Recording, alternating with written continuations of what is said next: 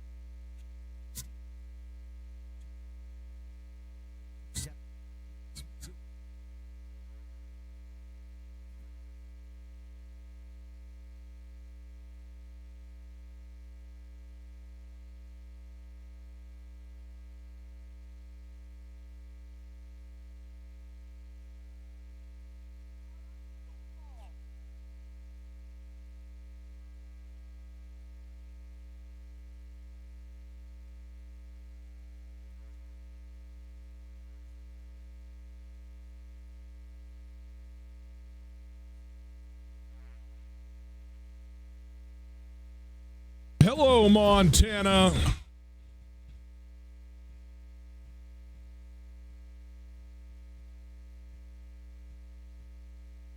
T-minus 21 hours from kickoff for the FCS playoffs in the state of Montana. Hi, how are you? Ryan Tootell, Colton Nuanez, along with you across the state of Montana on SWX Montana Television and in Western Montana on ESPN Radio. Outstanding to be with you. Thanks for letting us be there. We are broadcasting live from the Kurtz Polaris studios. Kurtz Polaris at 2904 West Broadway in Missoula, Highway 83 in Sealy. And tomorrow, people, tomorrow, snow day. It's the biggest sale of the entire year. One day only. It's tomorrow at Kurtz Polaris. Get there, save a ton of money, get your Christmas shopping taken care of in one fell swoop. You want to call us? 329-1899 is the phone number. 329-1899, that phone number. All guests join us via the Rankage Brothers RV phone line. You can also check us out on the World Wide Web, 1029ESPN.com. You can listen live there on the Listen Live tab. All you do is click on the thing, you open the player, you hit play, it's a stream, and it's available thanks to Opportunity Bank. Your local bank, your opportunity. Let's take a look at what we got in the show today. We start off with an interview with the head coach of Southeastern Louisiana, Frank Selfo and his Lions coming to Missoula tomorrow. In fact, I would think that both Albany and Southeastern Louisiana are already in the state of Montana, are here in Missoula, and for Southeastern Louisiana, everybody gets it. Yeah, Albany was here.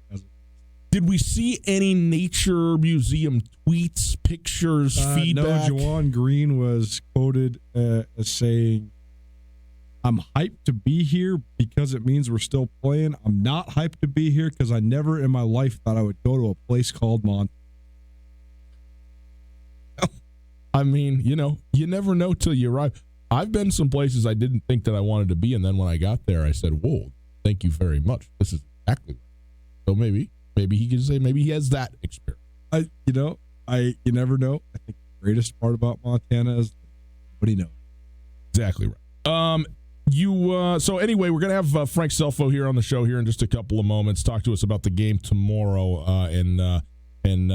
awesome just to have playoff football in the state of Montana, in Bozeman, and in Missoula. We also have our chick who doesn't know sports making her triumphant return. Carolyn going to be with us today. Everybody looking forward to that. In the next hour, we also are going to get Mike Dugar back going here. You have Thanksgiving week. A lot of stuff doesn't get out there because you're not around. You know what I mean? So Mike Dugar, 12 for the 12, is going to talk to us about the Seattle Seahawks, where they're at, 10-2, tied for the best record in football, and a huge primetime matchup Sunday night. Sunday Night Football, Seattle, L.A. from the Los Angeles Coliseum.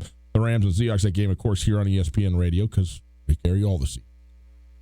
We do. So we'll get into all that. And also, there's an interesting Gatorade Player of the Year study. They talk about high school football in the state of Montana, and some of the kids who have gotten that title as the best high school football player in the state and what they have gone on to do or not, which is very interesting here in the recent past. So there you go. That is our show Outlook. It is brought to us by Shine Auto Detailing online at shineautodetailing.net. Coulter, we got plenty to get to, but you have to have enough energy to get to it. You know what I mean? And on a day like today, on a Friday headed into a playoff football weekend, you got to go to the Florence Coffee Company. You go there right now. You get yourself a coffee. I got myself an iced vanilla latte. You have an iced Americano? Yeah, I got it. Sorry, I was taking a drink. I needed to take a drink. I got a big Seahawks. Okay, but hold on. What I'm doing right here is I'm getting myself revved up. You know what I got after this show today? The most important basketball game in the city of Missoula? 100%. I'm going to the second most. I'm going to watch Montana versus North Dakota. You're going to go see the Grizzlies take on North Dakota tonight, which I am hoping to get over, but I will not be going until the most important basketball game is over, and that is my daughter's 7-year-old Y basketball team, coached by her grandfather, and it is going to be wonderful. I heard they only got 6 players. That means they got a short bench. That's right. And that's good because that's less arguments over playing time for the Tootell family. That's right. And for a kid who was on the short end of a lot of minutes, like I was, I like to see my daughter in the rotation. You know, don't want to have any trouble on the home front saying, hey, Dad, how come my kid can't get in the game? You know, so 6 players, about right. Now it's going to be fun, but I got to have the energy, so I got myself a latte. I'm feeling very good. And then, of course, you and I, we're on the air at 11 a.m. tomorrow morning. So we got to, I still got work ahead of me to do tonight to prep the show for tomorrow and what we're going to have on and who we're going to hear from. So go to the Florence Coffee Company, people. That's the point of all this. Go in there. You get a coffee break on a Friday afternoon. You can stay up late. You can sleep in a little bit. You get yourself all, ready for a great weekend. Pac-12 championship game tonight. We're going to have that for you on ESPN Radio. Plenty going on. You might as well be alert and ready to go with a coffee from the Florence Coffee Company. Coulter, do you want to ask the Seahawks question now and then we'll just come back to it? We'll just tease it for the second hour. Don't forget it, though. In the second hour, I'll tell Ryan why the Seahawks are still not a Super Bowl contender. Well, first of all, I mean, it's objectively. Second of all, I'd be interested to hear what you say. I think there's actually only like 3 in the entire NFL. That's a matter of. We'll do it in the second hour. Coulter, Southeastern Louisiana, playing the University of Montana tomorrow. Washington Grizzlies Stadium, 1 o'clock kickoff. Playoff football in the month of December. What a thing that is. Excited about this football game. And Frank Selfo, who's the head coach of the Lions, going to join us here in just a moment or two. But Coulter, this game, the Grizzlies 12-point favorites. We had Dante Olson, Angel Villanueva. Heard from them on the show yesterday. I wasn't sure kind of what the temperature of this team was going to be, but it feels like it's on the rise. Oh, yeah. Free tickets to students to go to this game, including Montana College. They have done a lot to try and get people out to this game. What do you think? Do you think the stadium's going to be full? Do you think it's going to be? I think it'll be more less full. It will be closer to half than it will. I mean, last time I checked, there was 12,000 available. All right. I mean, average playoff attendance, which granted, for the first playoff game, usually in previous years fell on Thanksgiving, but the Grizz have very rarely drawn more than 20,000 for their first playoff game. Granted, though, it's been a while since they've had a bye. It's been several years since they've even been in the playoffs. You find that odd. But on the other side, they did not sell out a game this year. Not one. No, they did not. So, I mean, I think that people get into routine. I think that you have planned to go to 6 games and maybe you don't have it on. Other things going on. There's always going to be a certain number of diehard fans, and it's hard to turn away diehard fans. program. But Right. from the difference between diehard and 26,500 is several thousand people. Oh, for sure. And there's all sorts of people that jumped off. I mean, it used to be like I've told this story many times, but like Cat Grizz 2008 in Missoula, you were a student at the University of Montana. You had to be one of the first, I think, 3,000 students into the UC, and then you had to sleep at the UC to get a student ticket. We have not seen a student section that is packed to the gills like that in years, and that's just an example, just a student example. But you need to be the hottest and coolest and biggest thing in town if you really want to pack the gills, and Montana just has not quite been there yet. So, man, I hope there's a good turnout. Bobby Houck was begging during his coach's show. He was giving his scout and trying to pump up Southeastern Louisiana, and I mean, there's such a certain element of familiarity, and when you don't sell out Idaho and Weber State and Eastern Washington, I don't know how you're going to sell out a team you've never. These two teams have never played before. Right. I mean, Most people have never heard of this school before this week. The opponent obviously does matter, but also the idea that it's a playoff.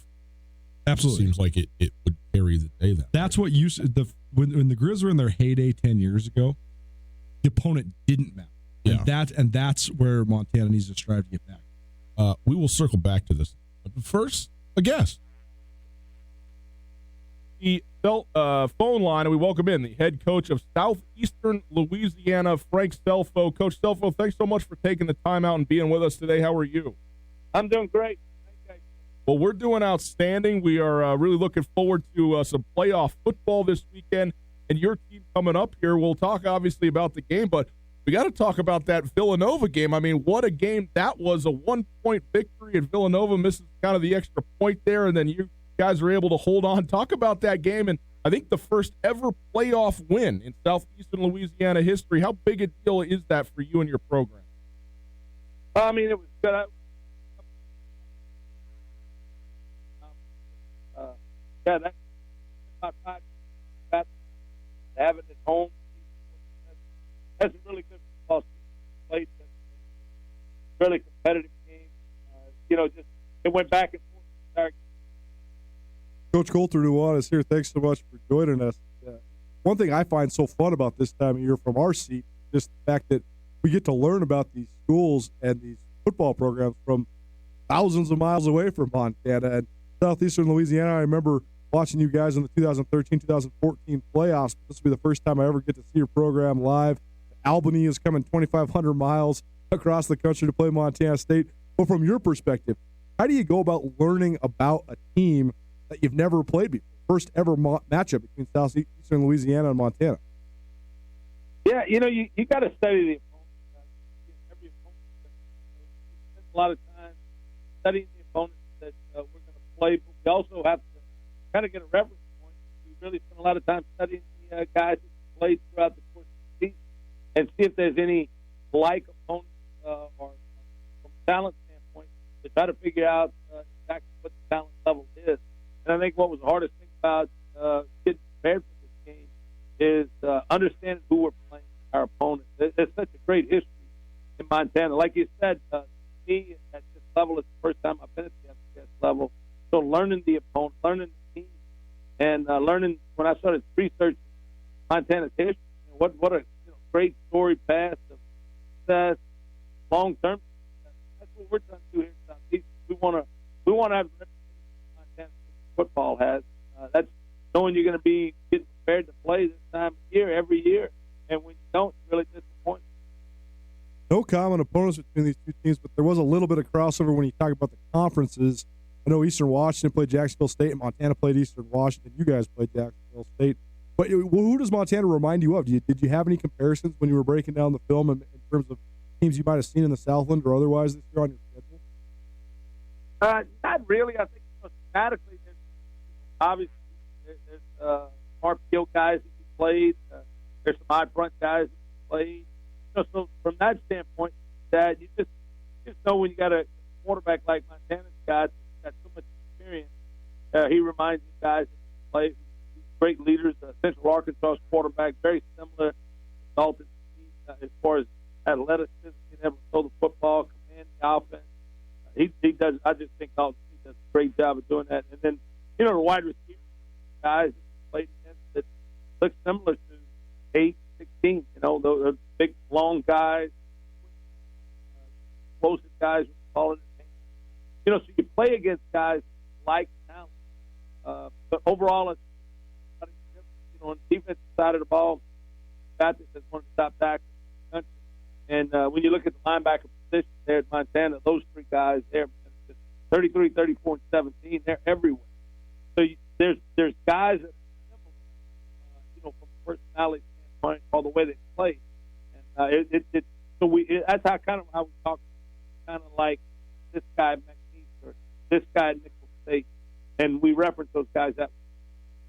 Frank Selfo joining us. He's the head coach of Southeastern Louisiana. They will be playing in Missoula Saturday, 1 o'clock kickoff at Washington Stadium, second round of the FCS playoffs. And Coach, you've been around a lot of quarterbacks over the course of time, but Jason Virgil, your guy's a pretty good one, all-conference quarterback for you, and watching him play this past weekend, outstanding. Talk to us about him, how he got from Fresno State down to you at Southeastern, and also just type of player that he is and has become.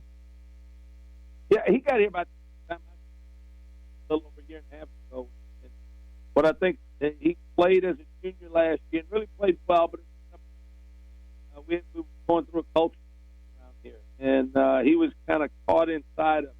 And wasn't sure how to handle it. I think the season was over with last year, 4-7, and he actually took control of our football team, control of the locker.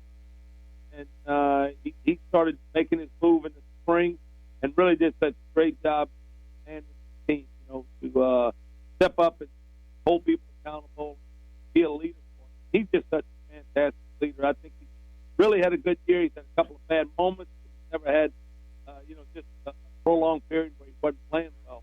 He has played well all year long. Villanova game, the second half, was probably as good as he's ever played. And I was just so happy for him because of how hard he worked, what type of person. Watching your guys' offense, you guys do some fun things, especially with the way that you rotate quarterbacks. I know Cole Kelly was a really highly recruited guy coming out of high school as well. Started some games at Arkansas. It seems like he gives you kind of a change-up, a big guy who can also run it. So what do you like about the two-quarterback system, and how do you think that makes your offense hard to prepare for? Well, they complement each other. And I think these guys live together, they room together, they're in the meetings together, they support each other, they're pulling for each other when the other one's on the field. They're both good leaders, good qualities about them. But, Cole's got qualities in him because of his size. We're able to run the football with him a little bit more. He's also an active thrower. So we get different looks. But it forces defense to prepare for us, two different ways. And they're going to have to do that. If they don't, we've got to take advantage of it.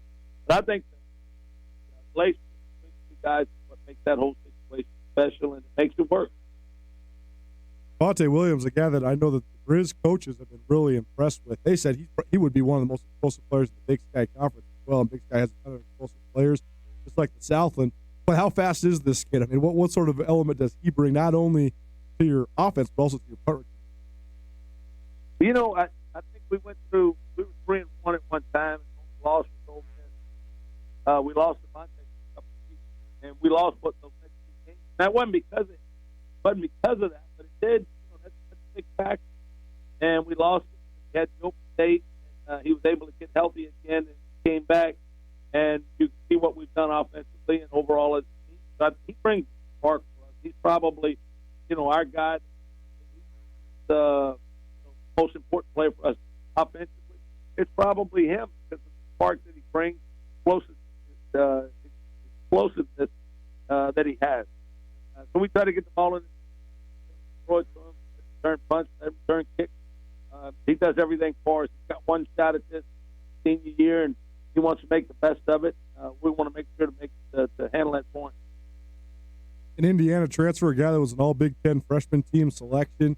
You look at your guys' roster, you got transfers from LSU, Alabama, Arkansas, Wisconsin. I mean, all over the Power 5. I think 20 total transfers and 12 total Power 5 drop-downs. So is that part of the recruiting strategy at Southeastern Louisiana, and how have you made that work? Sometimes the transfer game can be a little bit tenuous. You can't get the guys to mesh, but it seems like you guys have made those guys acclimate to the program pretty darn solidly. I think we do a great job.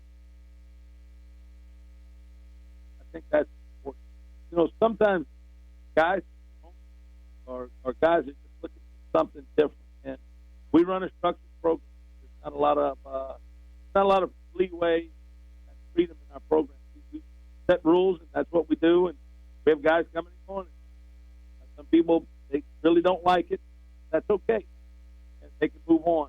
But I think we're clear up front with the guys what our expectations are.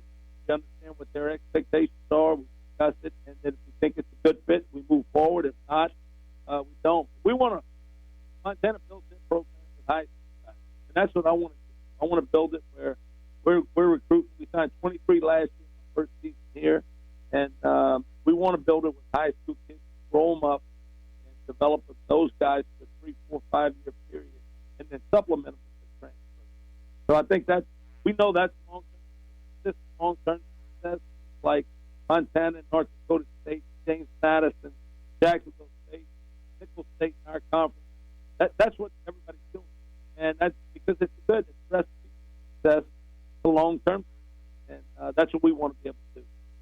Frank Stelfo joining us, the head coach of South Louisiana, playing at Montana Saturday. And Coach, I want to ask you about yourself because you've been in football your whole career, long time, but you haven't been a head coach since I think back in the 80s. And so what was it that drew you back to this job? I know Louisiana is your home state, and what's it been like to be the head coach here once again at this point in your career?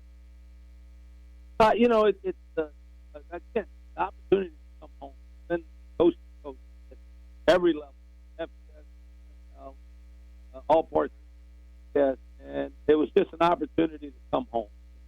I'm from South Louisiana, born and raised here, played here, and just a chance to come back home at this stage of my career. And I've always had started doing the Manning Pass Academy. I was at Tulane back in the mid-'90s, and we came up here to Southeast, and that was my first exposure to it, and we loved it. I just loved the town. It's such a close-knit group here. And when this thing opened up and started talking to them, I had the opportunity to come here. I jumped at it, and it's just been it's a great for me, for my family. This is a great relationship we have here with Hammond, Southeast Louisiana. Well, Coach, we certainly appreciate you joining us. Just one more for you. You know, we got to ask you, your team coming from Louisiana, my understanding is it's closer to the sun in Louisiana than it is in Montana. So what's it going to be like for you guys? Not even so much the weather, but just traveling to a place that I'm sure most of the guys on your team have never been to before, maybe even never really even thought about a place like Montana. Is that going to be part of the experience that you address that at all? Yeah, we do address. You know, when I was in played in class, so we traveled up to Idaho. You know, we traveled to Nevada. We played in San Jose State. We played in Fresno State. So we had a lot of similar things like that. And then, when I was in NFL Jacksonville, we played up in Seattle. So, those trips, long cross-country trips, and so you have preparation for that. And then, the weather. Look at it. We addressed it. We talked about it. We're prepared from that standpoint with heaters, gloves, and tights. All those drops. We're moving on. Game is not going to be decided by the weather. The game's going to be decided about how we can pocket. We can cover Maury Torre, Jerry Louis McGee, and can we block those linebackers? That's what's going to determine this game, not the weather. We're done with it. We'll move past it. We'll play. We'll play well. We'll play hard. We'll see what happens at the end of the game. Well, Coach, thanks so much. We really appreciate it. Of course, looking forward to the game, and best to you and your team traveling up here. Travel safe and well. We'll see you on Saturday, all right? Thank you so much. I really appreciate you guys. I've talked to a lot of people. Everybody's really nice. I appreciate it. Thank y'all so much. Well, thank you, Coach. We appreciate you joining us. Frank Stelfo joining us, again, head coach of Southeastern Louisiana. And looking forward to this game, man. This is always fun. It's fun for me, too, to watch a team from another region of the country. You know what I mean? Another conference and another place, just to watch them play live, because the Big Sky Conference is so diverse in the types of football that it has. But you just get a diversity of players and player types and what guys do. So I'm pumped up about it to see what these guys run, how they run and how they play. So it'll be fun. Well, my favorite parts about our ESPN Roundtable, which you can always catch on Wednesdays at 5:15 and then Thursdays again at noon, right here 102.9 ESPN Missoula, as well as statewide SWX Montana Television, is sometimes you in an interview and you get a little nugget and then you can hash it out. Right there, the nugget came like a minute before the end of the interview. We didn't get to hash it out. He first found out about Hammond, Louisiana and southeastern Louisiana because the Manning Passing Academy was hosted there. He used to help coach with Archie, Peyton, and Eli Manning. Right. And that's why they had such great quarterbacks at Tulane, because they got to go work with the Manning boys. Pretty good competitive advantage. Well, make no mistake, Frank Selfo knows quarterbacks. I mean, you talk about Sean King, J.P. Lossman, Patrick Ramsey, Lester Richard, Nick Foles. Those are all the guys he coached in college, and the guys he's got coming in here. I mean, that's going to be the key to the game. Jason Virgil is a really good player, and Cole Kelly from Arkansas. I mean, he's a former 4-star recruit. I mean, he was one of the top 10 quarterback recruits in the country. 6'7", 260, Kelly is. And, obviously they use him in goal line situations, but that's not all. And it's going to be, when he comes onto the field, he won't be the biggest guy on the field, but he will be close to it. And he will be bigger than basically every defensive player that the Grizzlies have outside of maybe Jesse Sims. And Alex Gubner. Gubner's 280. Okay. He's 6'7". Nobody's 6'7". No, that's true. So, it's true. That will be something that the other thing too is like, how much can he move? I mean, at that size, like how much can he really run? Because if he can, give him the football, right? I mean, it's totally crazy. He's got 10 rushing touchdowns. Yeah, right. Quickly, because I want to touch a little bit on this Montana State-Albany game. I think that the common factors here are, I think there's a lot of parallels here, actually, even though Albany and southeastern Louisiana are as far apart as they are from Montana. Yes. We have the triangulation of the entire country right. in this scenario. But good quarterbacks. Jeff Undercuffler from Albany, great quarterback, phenom, redshirt freshman, completely changed their program. There's no question that they went from middling to perhaps even bad to in the second round of the playoffs for the first time in their history because of this kid. I mean, he is that talented of a guy. Jason Virgil and Cole Kelly, great guys. Devontae Williams, Bobby Houck said on his coach's show on Wednesday night, he would be one of, if not the most explosive player in the Big Sky Conference. The guy led the Big Ten in kick return yards when he's a true freshman at Indiana. But he's a real deal player as well. Southeastern Louisiana. Juwan Green, 16 touchdowns, don't lie. That he leads all of college football in touchdown receptions this year. They said, Undercuffler said the other day on this show that he's a sub 4.4 guy. He's 6'1", 190. He goes and gets it. But I think you're going to see great sets of skill players here. I think both these teams have a couple really great athletes that they play off the edge, namely Xavier Lewis for Southeastern Louisiana, who is a LSU transfer, and then Eli Menser from Albany, who is one of the country's leading sack guys. He's got 14.5 sacks, 23 tackles for loss. All that said, though, I think that there's a couple places where the Montana schools have definitive advantages, and it's where they should, and that's on the lines. And that's a great progression for Montana, and the predicted progression for Montana State, since that's what they've been building towards. But my question for you is, we know that both these teams, both the host teams, are more than a touchdown favorites as seeded teams at home, as they should be. Coming out of the best league in the FCS this year, as two of the four teams that are seeded. Which of these two games is going to be more competitive? My impression is that that's probably the wrong way to frame it. I don't know that either of them are going to be particularly competitive. My guess is that the Montana game will be a little bit. Really? Well, my gut feeling is that if and when Montana gets a roll, they're going to straight steamroll Southeastern Louisiana just to get themselves right. There's no question. They're going to pour it on, try to get to 59 type. They've had so many 28 and 35-point runs already, and they did it against teams that they didn't like Idaho and Eastern Washington. But I just think that just to get themselves right, if they get a chance, they're gonna roll. You're actually swaying me a little bit, and it's not even that. That certainly could happen. Here's the thing: I think that Montana is going to run the ball wherever, whenever, however they want. 60, Montana State, excuse me, for 60 minutes against Albany. I don't know that outside of turning the football over. I mean, I just think that Montana State is going to move the. I mean, they might. I'd put the over under on punts for Montana State at 1.5 on Saturday. I mean, they just look. The matchup looks that juicy to me for them and their run game. Yeah, they do. That said, as you rightly pointed out, Undercluffler is an outstanding quarterback. He's got a great weapon to throw to, and more than just one, but one in particular.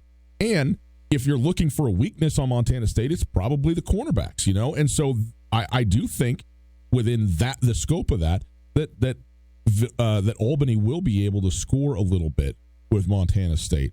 And so within that, then maybe I say that the Montana State game ends up being a closer football game. I think both of these are probably multi-score, and I think if either one of these was a 10-point game, I'd probably even a little closer than I would guess. And I think this could be 17, 20-point deal for both schools. I agree. I think it could be even worse. If this was 48-14 like it was 2 weeks ago on both sides, it would not surprise me one bit. This interview, by the way, with Frank Selfo, it's brought to us by Opportunity Bank. Frank Selfo, our Coach's Corner, and Opportunity Bank, your local bank, your opportunity. We'll take a break. By the way, remember, we'll be on the air at 11 a.m. tomorrow, the pregame show for the Montana Southeastern Louisiana football game. So join us there, and then come on by the tailgate, hang out for a little while, have some fun. So take a quick break. Well, on the other side, our Mattress Firm Student of the Week, Michaela Field. She's a senior from Frenchtown High School, softball player there. We'll talk to her right after this. It's a crisp fall morning. Time for your daily pumpkin soy latte. As you wait for your coffee, you get a buzz. No, it's not your boss wanting extra whipped cream, but your ADT video doorbell. It's a package. Your new latte machine. No more $5 PSLs. Barista service. Brought to you by ADT. Designing and installing a smart home just for you. Backed by best-in-class 24/7 protection. Learn more at ADT.com. ADT. Real protection. License information available at ADT.com. If you're looking for the perfect Christmas gift, think spicy. 'Tis the season for seasoning with gift packs from Alpine Touch. The 4-spice pack includes 4 Big Mountain flavors for just $19.99. Go to alpinetouch.com right now for gifts sure to keep mouths watering year-round. And if you plug in the code ESPN at checkout, you'll get a free bag of Alpine Touch sunflower seeds. From gift packs to gift cards to the Grand Slam package, Alpine Touch makes the perfect gift for anyone on your list. Go to alpinetouch.com right now to order. Alpine Touch, Montana's special spice. Americans waste 3.8 million gallons of single day. Idling for more than 10 seconds actually uses more fuel and produces more emissions than stopping and restarting.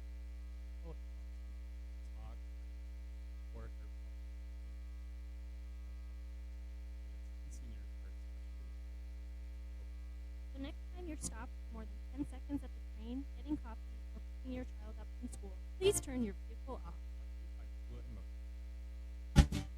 Hey there, Colter Nuanez from your favorite daily sports talk show, Tootell Nuanez. I'm here with Tom from Aspen Sound. Tom, last winter I got a sweet car starter. It's something I think everybody needs. You know, Colter, I couldn't agree more, and my wife sure thinks so too. We've got a lot of sweet deals. We actually have it capable now where you can start it from your phone from anywhere you'd like. We have 2-way remotes that'll confirm to you the vehicle started all the way down to our basic package starting at just $299 installed. Come on in and check us out. Feel the music at Aspen Sound.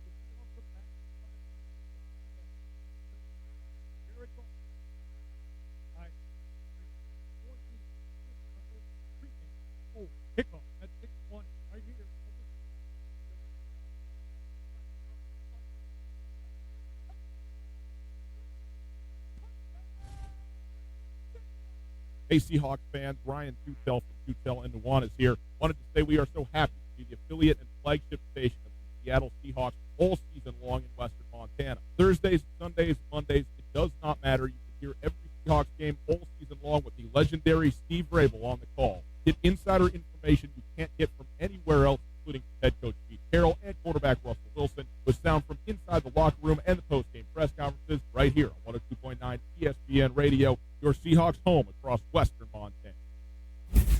ESPN Missoula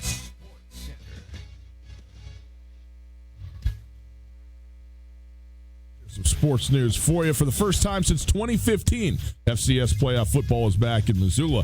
The Montana Grizzlies posted a 9-3 record during the regular season to secure the number 6 seed in the 24-team FCS playoff bracket. The top 8 seeds came out with a first-round bye, so the Grizz took Thanksgiving weekend off. Saturday, Montana hosts number 24 Southeastern Louisiana, a team from the Southland Conference who received an at-large bid. Montana's first playoff game since 24-17 victory over South Dakota State 4 years ago as far as a home game after a bye, and UM's 24th appearance in the playoffs overall. The Lions rallied for an exciting 45-44 victory over number 8 Villanova last weekend for the second playoff win in school history. Montana State Bobcats in the playoff field for the second consecutive year and the 11th time in school history thanks to a 9-3 record that included a resounding 48-14 victory over the then third-ranked Grizzlies in Bozeman 2 weeks ago. That win earned Montana State the number 5 seed and its first first-round bye since 2012. MSU will host the University of Albany, a team from the Colonial Athletic Association, making its second ever playoff appearance. Great Danes posted their first playoff win in school history, 42-14 over number 17 Central Connecticut State last week.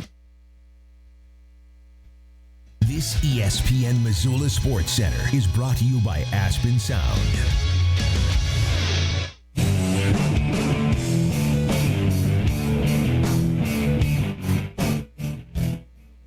Welcome back. Tootell and Nuanez, 102.9 ESPN Radio. Broadcasting live from the Kurtz Polaris Studios. Kurtz Polaris at 2904 West Broadway in Missoula. Tomorrow, one day only, the 7th annual Snow Day. It is the biggest sale of the entire year. It is from 10 a.m. to 4 p.m. and even a little earlier than that if you're interested. You got to get to the football game. You can go over there. Get the goodies all taken care of. Everybody off your Christmas list. One fell swoop. Lunch is free also. How about that? Everything for you. Kurtz Polaris Snow Day tomorrow. Well, happy to be joined now by our Mattress Firm Student of the Week, a senior at Frenchtown High School, Michaela Field. Michaela, thank you so much for being with us. How are you? I'm good. Well, we're glad to hear that. I hope you are well. You are getting, I don't know if it's a break right now for you. It's actually probably not. We'll get into some of what you're doing with Key Club, but at least from a sports standpoint, you're a two-sport athlete out there at Frenchtown playing soccer and softball, but in the winter, you get a work on some other stuff, right? Yes. What do you get to do? I know that, let's talk about the Key Club because you're the president of the Key Club out there. Was that an elected position? Did they hold a raffle? How did you end up with that? Yeah, we elected in the spring of last year. Okay. And have you been in Key Club the whole time you've been in high school? Yes, I have. And for people who maybe don't know, what is Key Club? Like, what's the kind of idea behind it? It's an organization nationwide, and then each school can have one, and it's just for community service. And, yeah. And some of the things that you're doing right now, I know Christmas is a big time of year for you with the Key Club. What are you doing right now in terms of some of the Christmas stuff you are doing? Well, we just got done with our food drive, and as families that participate in that, we have Christmas stars, and we organize that with our bank. So families volunteer to purchase gifts for a star that we then wrap and give out to the families that need them. Well, that's fantastic. And then, what else, as you have done this over the course of time, what else have you done with? We've done a few highlights for 2 years out of my 4 years, and then we also help volunteer at the Special Olympics at the YMCA in Missoula. We do senior luncheons with the community and a few other things. What's your favorite part about it? Just getting to do things for my community. What's been the most rewarding part about doing things for your community, giving back? Helping other people, making them happy.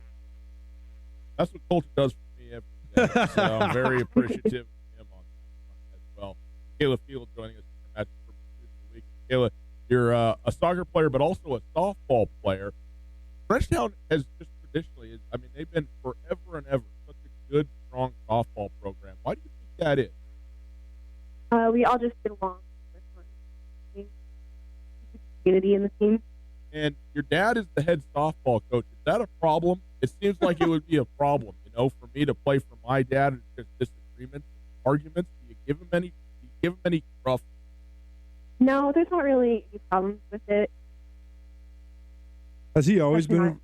Has he always been involved in Frenchtown softball? Yes. So did you grow up going to games and watching Frenchtown softball? Yeah. I grew up around their practice after school and then their games. Was it everything? Was it sort of interesting or maybe strange, but also exciting to finally be a player? I know you're a senior now, but when you first started playing for Frenchtown, a team that you'd been watching your whole life. Yeah, it was really exciting. Now this year, I know you hasn't even started yet for softball, but do you have any idea or any plan on what you might want to do next year? Do you want to go to school and is playing softball something you might want? I do want to go to school, but I don't involve in playing softball. Yeah, do you know where you want to go to school, what you might like to study? I don't know where, but I would like to study biology and psychology. Out. What a combo. Takes the brain. You get them both, right? The brain and the psychoanalysis of the gray matter, the biology. Hey, Michaela, thanks so much for being with us. We really appreciate it. Thank you for having me. You bet. There you go. Your Mattress Firm Student of the Week, Michaela Field from Frenchtown High School. If you have a student that you would like to nominate, just go to mattressfirmmt.com. You click on the students tab there, and you can submit a student. And if they are selected as a Student of the Week, they'll do a feature on them for SWX Television. They'll be here on Tootell and Nuanez as well for an interview, and they will be available to become the Student of the Year. There'll be a vote in the spring. The Student of the Year getting a $3,000 scholarship courtesy of Mattress Firm. So that's pretty cool. So go on there and do that. Boys and girls, you've waited a long time, too long for this. The triumphant and outstanding return of Carolyn, the chick who doesn't know sports, right after this. In Western Montana, we know shopping local matters, and you may think you'd pay more for the quality and customer service that comes with it, but not at Selway Armory. Selway Armory is locally owned with knowledgeable specialists that can answer your questions. In addition to the expertise, though, Selway Armory also has a bigger selection and lower prices than the box store. When you're in the market for firearms and accessories, save money with experts at Selway Armory. Selway Armory, 2825 Stockyard Road, Unit 6, and online at SelwayArmory.com. No matter how far you may go, there's always one just down the road. Town Pump, pump it up. Hey, what a great idea. I'll stop by Town Pump and pick up some Pepsi and Mountain Dew to bring home to the family. 1 liters are buy two, get one free. And 12-pack Pepsi products are only $4.99. Town Pump, quick, easy, and right down the road.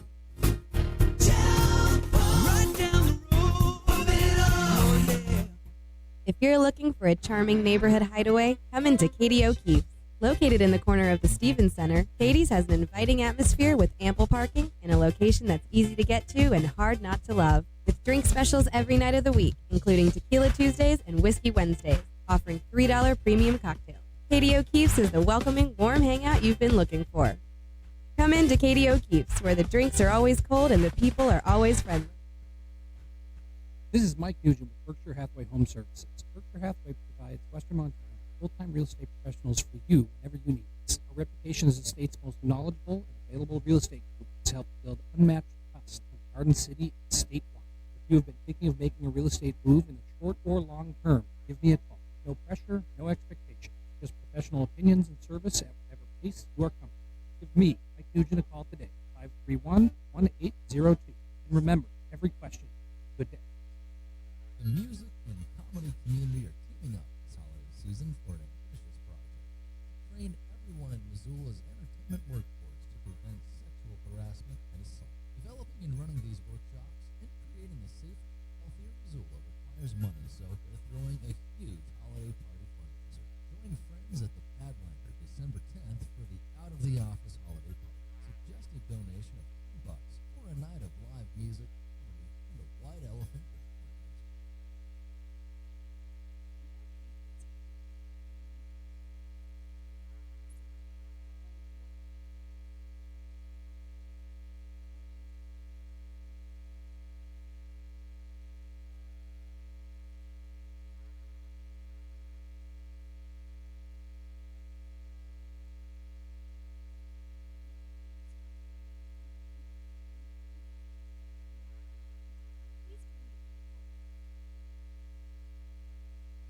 Tootell and Nuanez on 102.9 ESPN Radio for Missoula.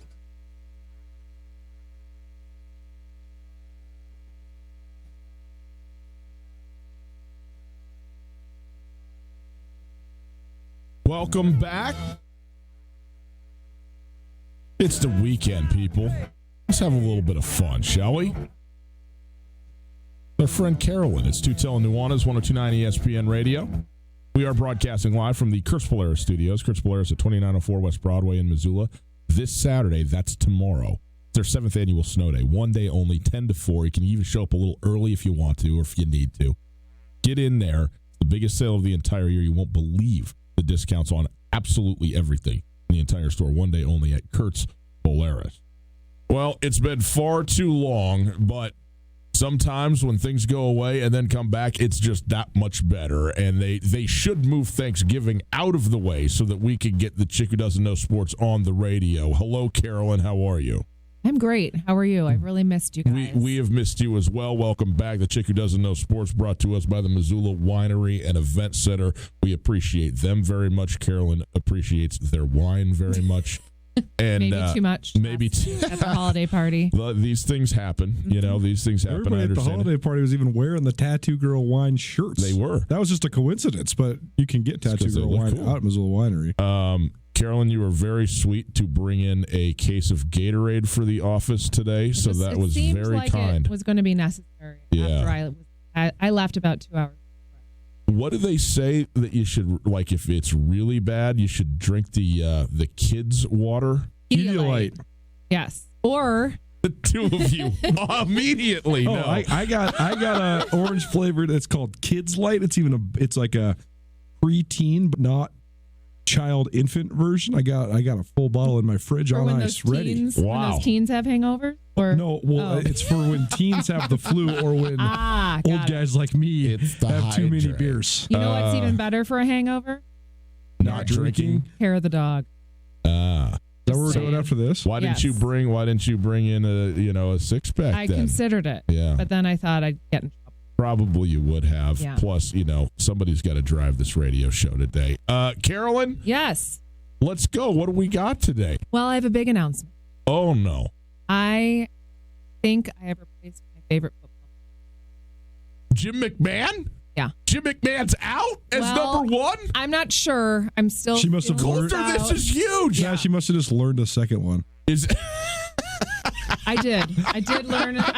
There's two in the running right now. I mean, Mitchell Trubisky played his first good game in about 100 years last night. He actually, in fact, has 6 passing touchdowns, 2 rushing touchdowns in the last 2 games. He's on a great 2-week stretch. Outstanding. Is that your boy? Is that who? Your new Bears quarterback? No. Okay, who is it? It's actually a Miami Dolphin. His name is Jerome Baker. Wow. Jerome Baker. Okay, what did Jerome do? Because I don't even know who that is. Nobody does. He was mic'd up last week in a game. I know she's going. The whole game, he was looking for his mama. And it was the cutest thing I've ever seen in my life. Well, if he's in Where's my mom? He kept saying, Where's my mom? I can't find my mom. Where's my mom? In Miami, it shouldn't be that hard. She's one of the 10 people at the game. Find her. Well, he couldn't, and he was very concerned. And I love him for it. Well, that is very sweet. I don't know if he's any good. Well, he's in the NFL, so he's probably good, but he's also on the Dolphins, so he's probably not. Yeah. Well, I just give him a shout out for loving his mama. And I hope when my boys are doing whatever they're doing, they're looking for me. Here's the thing. What's his name? Jerome Baker. Jerome Baker. I Googled Jerome Brown and then thought, the great. Maybe it would be Jerome Bettis. You come in here all the time and you say all manner of craziness in here about all of the weird stuff that all these guys are doing away from the game and stuff. And you're like, what is Carolyn doing? But then you also come in here and you start weeping about players looking for their mothers and talk about how all the money should just be used and stuffed in a 401k for the boys after they're done with college. Correct. Really playing both extremes here, Listen, Carolyn. Who are you? That's what we're trying to ascertain. I am a mom of boys. Yes. And it just got me right here. That's very nice. Another football One thing before we move on from Jerome Brown. You got to always... Baker. Jerome Baker. Jerome Brown's a Hall of Famer. Yes. Jerome Baker. It's always about perspective when you say, "Is a guy good?" The guy was a 3rd-round draft pick out of Ohio State. Coming out of high school, he's the number 1 recruit in the entire state of Ohio. I mean, he ran a 4.5 flat at the combine. As you said, he's playing in the NFL. Well, he's also starting in the NFL, and it's not his fault he plays for the Dolphins. He's got drafted there. He's going to be a good player. He's going to be a good player, and he'll be even better once he locates his mother and feels good about it. I mean, he does need to concentrate on the game, but, Well, he signed a 4-year, $4.8 million contract, so maybe his mom can help him with that. Good for him. What else you got? So I do have another football player. Great. That he's in the running. Ooh. I'm going to mess up. Of course you are. Saquon Barkley. Oh, Saquon Barkley. This is a good one to be on with because Saquon Barkley is one of my favorite players. Okay. I love Penn State. I like Saquon. Saquon Barkley. I mean, how would you describe him? I mean, he's one of the most impressive physical specimens on planet Earth. Okay. I mean, he's one of the great athletes that is alive. Here is the deal, okay? ESPN puts out their body issue each year, and they have various athletes from various places. I have spent an inordinate amount of time observing Saquon Barkley because he is just that perfect. It's remarkable. Him and Myles Garrett are the two where I'm like, well, it's not possible. It's not possible. Hello. I'm looking at his picture now. You think he works out? Not only does he have impressive quads. Yes, he does. Has an hello. He has an impressive heart. He does. He's a very nice man, from what I'm understanding. That can't be safe. You cannot leg press naked. What if that fell? That is also not. I mean, anybody who wants to just see the beauty of the human body, it's not even a weird thing. I mean, this guy. Well, the first thing you can do is watch on SWX television. The next thing you can do is check out Saquon Barkley. All right. So what has he done that's put him in your good graces, though? Well, this 11-year-old boy was trying to get an autograph from DeMarcus Lawrence. Yes. Mm-hmm. And he was wearing a Giants jersey. Yes. So DeMarcus would not give him an autograph. Told him to get in the right jersey. DeMarcus Lawrence, defensive end for the Dallas Cowboys, for those that don't know. Good for DeMarcus. No, that is so rude. You can say that to an 18-year-old. You can say that to a 30-year-old. You cannot say that to an 11-year-old. Yes, you can. So rude. This day and age, 11-year-old probably goes and sells that thing on the internet anyways. That's right. I thought it was rude. Okay. But Saquon, yes, we're on a first name basis. Excellent. He heard about it. Yes. He flew this boy and his whole family to New York for a game and pictures and signed a bunch of stuff. And he is right up there with Jerome. DeMarcus is dead to me. Yes. He looked like a real jerk. And his outfit was ugly, but he was walking the car in anyway. I mean, that's just the icing on top. He was wearing paisley. Sorry. I'm wearing paisley too. No, he was so rude. You just can't be rude. I will. Okay. So. Very good. Saquon Barkley, Jerome Baker. You got me on the Brown train culture. I'm like, it's not. Well, they're both in the Hall of Fame in my. There you go. The only hall that matters. You got anything else over there, Carol? Yeah. Okay. So, Odell Beckham. Yes. He said. I know. He said he's not really happy in Cleveland. Weird. And people are all mad. And I say to them, "Have you ever been to Cleveland?" I have been to Cleveland, and I love Cleveland. Well, I heard Cleveland's awesome. Cleveland's great. I heard great Cleveland food city. rocks. Get it? I do. Yeah, it's fun. Well, listen, Cleveland doesn't sound great to me, so I don't blame him. But he also had a bad season.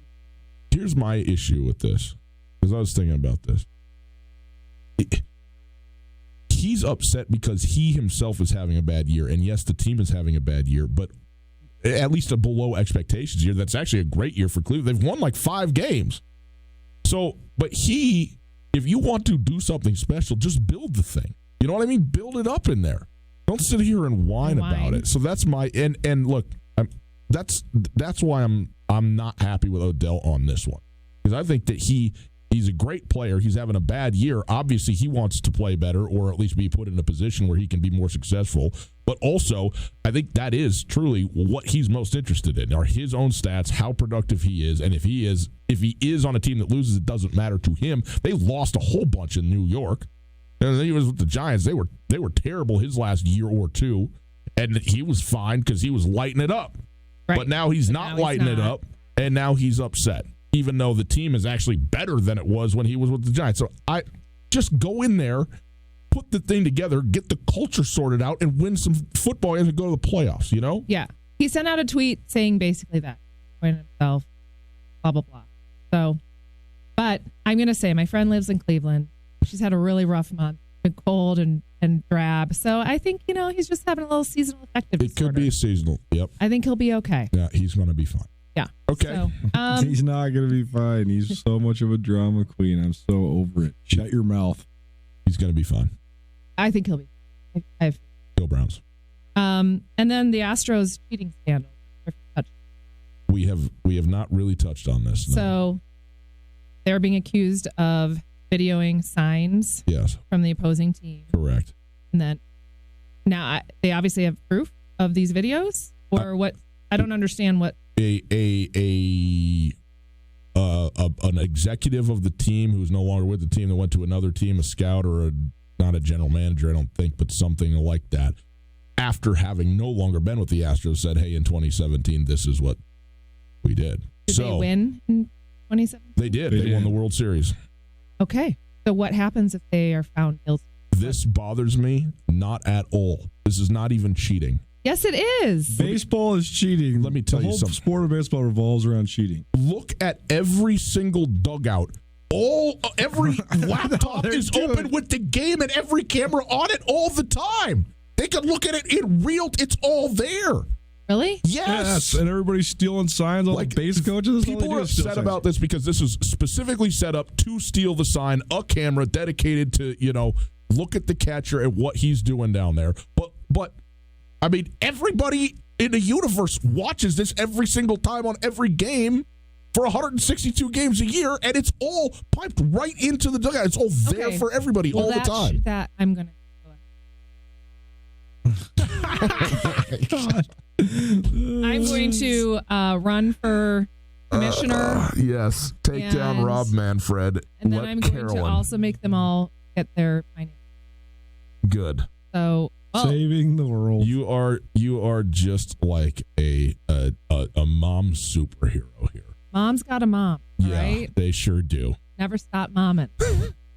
Hashtag. That's what you're getting for Secret Santa next year. Shirt that says "Never stop momming." Never stop. No, momming. Momming. We almost got Mike Smith a shirt that I used to work with. You know what? I think what I'm going to get Shout out to Mike Smith. The book of momming. Oh, you see what I'm doing there? That's good. Just a little fun humor for you. Those are my stories. Thank you, Carolyn. This was wonderful. It was great to have you back in here. Chick Who Doesn't Know Sports, brought to us by the Missoula Winery and Event Center. 'Tis the season. We had a holiday party last night. It's a great spot for it out there. If you got one, family coming to town, not to mention Tattoo Girl Wine, it's all at the Missoula Winery and Event Center. Tommy proclaimed that he actually, if he ever gets married, is going to get married at the Missoula Winery and Event Center. Oh, that's good, because it's really close to my house. Assuming that she's invited. Of course, I am so much fun at weddings. Oh, I bet you are. Yeah. Yes. Probably say Irish goodbyes at weddings. I do. I'm the big Irish goodbye. Always bombing. Well, it's a great place for weddings, great place for any sort of party or event. Whether you got 200 or 200, they can host you. You need a place for a late Christmas party. Some people do their Christmas parties after New Year's too, so you can do that as well. It is smart, start the new year off right. Have it a beginning of the year party. There you go. But Missoula Winery and Event Center, 5646 West Harrier Suite B. It's right across from Big Sky Brewing, right off of Airport Boulevard out there. Great, huge event center. So give them a call if you have anything that you want to host, or if you want just a private tasting of Carolyn's favorite delicious Tattoo Girl wine. 406-830-3296. That's 830-3296 Missoula Winery and Event Center. Carolyn, thank you very much as always. Thank you. We appreciate it. Take a quick break on the other side. Mike Dugar, talk some Seahawk football. Sunday Nighter next. Hi there. It's Les Schwab Tire. Well, more like Les Schwab alignment, brake, stock, wheels, and tire. Now, some tire places don't offer. They only sell tire. And we're not sure how they see it. Because all those services actually mean stopping. That's why we offer more tire to help you. Stop by and look at Les Schwab.com. Les Schwab Tire. Doing the right from the fairgrounds. Not all gift cards are created equal. The Montana Club gift card comes with more handcrafted breakfast, lunch, and dinner favorites than any other local card. Home-style breakfasts, perfectly grilled Angus steaks, piled high sandwiches, expertly mixed cocktails, local craft beers, and much, much more. This year, give Montana made. Buy in-store or at montanaclub.com. Give $100 in gift cards and get a $10 gift card free. It's easy. Happy holidays from everyone at your Montana Club. At Florence Coffee Company, it's time to treat yourself with one of our limited time holiday favorites. Taste the cookies in the kitchen with our gingerbread man latte, or tap into our creamy maple brulee. You can always rely on our classic eggnog, or pep up with our peppermint meltor. Hot, blended, or even iced, our limited time holiday favorites are here through December only. Come to any Florence Coffee location or go to florencecoffeeco.com.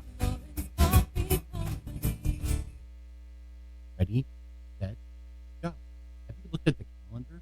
It's time. Get the high interest credit card. Apply for a holiday loan from Farmer State Bank. Holiday loans feature low monthly payments that are easy to budget. On approval, you'll have the cash you need for a holiday to remember. Shopping, travel, whatever. Get the details and apply today at Farmer State Bank or Montana Bank in 1807. As lender, member FDIC.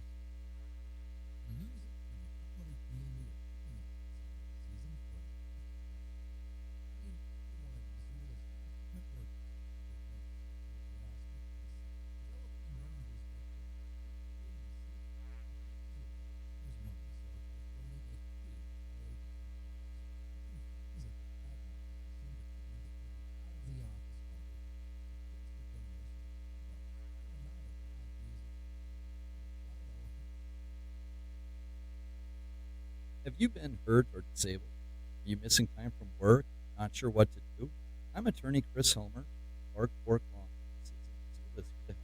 Our team specializes in worker compensation, personal injury, and Social Security disability. We fight for the benefits you deserve. Call Clark Fork Law 728-0168 for a free consultation or visit clarkforklaw.com. Again, 728-0168.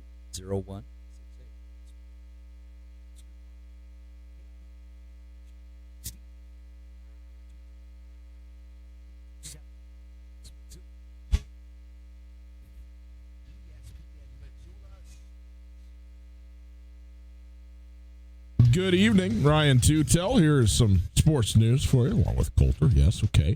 For the first time since 2015, FCS playoff football is back in Missoula.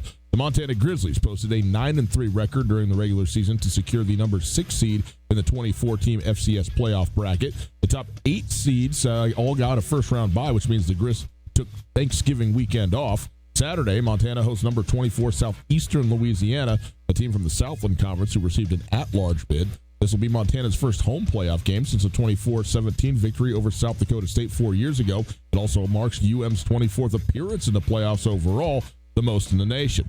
The Lions, they rallied from an exciting 45-44 victory last week over number 8 Villanova for their second playoff win in school history. Montana State Bobcats in the playoffs for the second consecutive year and the 11th time in school history, thanks to a 9-3 record that included a resounding 48-14 win over the then third-ranked Grizzlies in Bozeman 2 weeks ago. That win earned Montana State the number 5 seed and its first-round bye since 2012.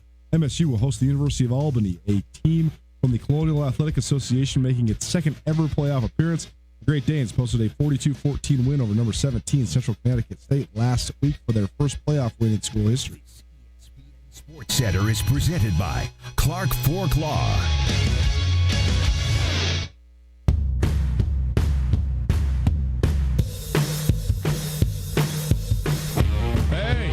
Hour number 2. Welcome to the weekend, boys and girls. Tootell Nuanez broadcasting live from the Kurtz Polaris Studios. Kurtz Polaris at 2904 West Broadway in Missoula. Tomorrow, Kurt's 7th annual snow day, one day only. Huge savings. The entire store, one day only. Better than Black Friday, the snow day at Kurtz Polaris. If you missed anything in the first hour of the show, check it out on the podcast. The podcast available wherever you get your podcast. You can check out the Tootell Nuanez podcast. And listen to it. It's brought to us by the Wingate by Wyndham Hotel. Also, while you're there, check out the new FCS Speculators podcast, which is also now out for your enjoyment, heading into week 2 of the FCS playoffs. If you'd like to call, 329-1899 is the phone number, and it is the all guests join us via the Range Brothers RV phone line. And if you want to listen live on the internet, 1029ESPN.com is where you go. You can listen to the stream. Stream's available thanks to Opportunity Bank, your local bank, your opportunity. We're going to get to Mike Dugar here in just a moment. We want to mention a couple of things. First of all, we're going to talk a little bit of basketball later on in the show, but Montana State just continues getting it done on the men's basketball side of things. A 77-70 victory over South Dakota State, a very good South Dakota State program in Bozeman last night. So a great win for Montana State there. The Grizzlies tonight have their very last home non-conference game. And I know Coach DeCure's been out. He's buying tickets for people on Twitter and the whole thing. I mean, he's trying to get everybody out to this basketball game, especially ahead of, the playoff game tomorrow. So a nice Montana sports weekend that way. Also want to remind everybody, tonight there is a hockey game at the GIR, the Missoula Junior Bruins. They are playing over there at the Glacier Hockey Rink, and it's Teddy Bear night. You know, they do buy the teddy bears and do the teddy bear toss, and then the bears go to kids, for Christmas and stuff. It's a great night. It's a big night at the hockey game, but I want to encourage everybody to get out to that thing as well. So pick some event and go do it for a Friday night precursor to a football weekend. Okay, so just want to get you in the mood for that whole thing. We go now to the Reagan Brothers RV phone line. It's 12 for the 12s, 12 minutes for the Seahawks fans with our good buddy Mike Dugar. Mike, it's been a little bit. We had Thanksgiving in there. It's great to have you back on the show. How you doing? Oh, I'm good. Keep reading my stuff. Wash, rinse, repeat. Great. It is great. Mike covered the Seahawks for The Athletic, so if you're wondering where to do stuff, do it there. Also, go follow him at Mike Dugar. 101 more followers. Mike Dugar's at 10,000. How about Let's that? go. So let's get him up over the top. Mike, let's talk about the Seahawks. Let's go back just a little bit. The Seahawks winning a couple very close games. That's the way that they do it. But they are now one of 4 teams in the NFL with the best record in the league, 10-2, and they are now on top of the NFC West officially with the head-to-head tiebreak against the 49ers. Obviously, they're in a great position, but what's been going well for them the last couple of weeks? Well, they've kind of got away from what they were doing, both positive and negative, in the first 9 games of the year. So they're running the rock really well. Obviously, not anything good the past couple of weeks. Yeah. And they're playing great. Not good defense. They're playing great. I know there was you have Laquan Treadwell in fantasy. You're like, the defense isn't that great. It's wide open tonight. Right. But you notice Laquan, that was Laquan's home. Yeah. Right? Clearly maybe the first catch of his career. I can't ever remember him catching a touchdown. That might be his first touchdown catch since the Ole Miss.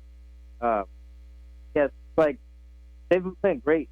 I think the defense has 10 turnovers. I think total they have 11, but special teams has 1. I got to give that unit its own individual credit.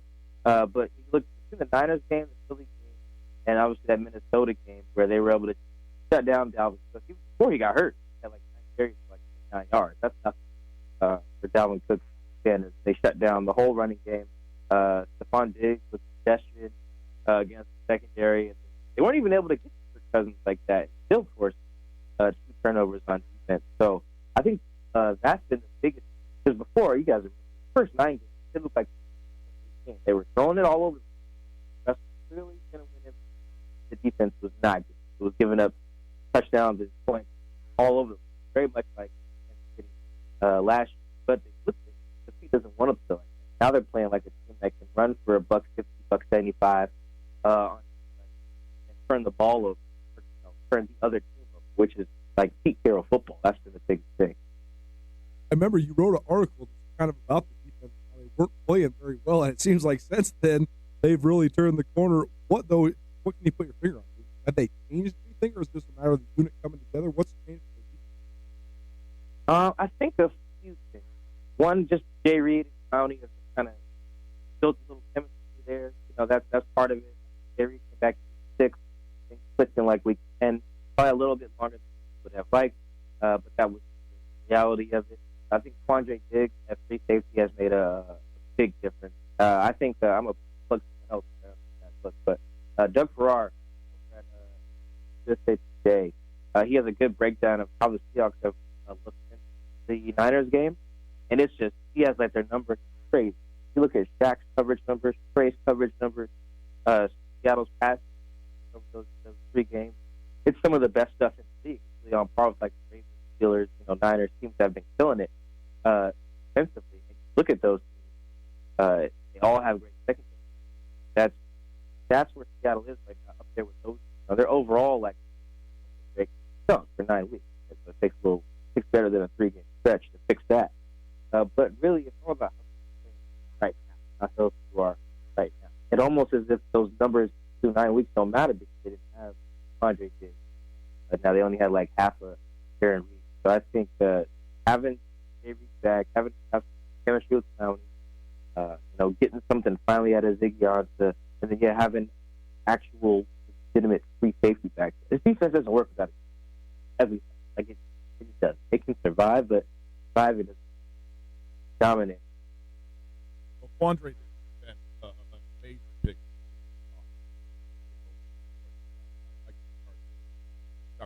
Talk football, covered the Seahawks, right?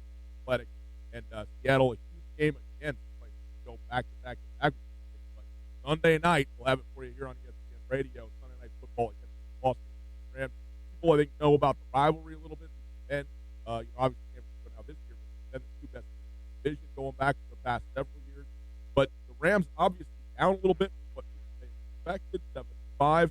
Where are we at in terms of thinking that this is still a good team, or are they just a little bit better than average team at 7-5? What are the Rams?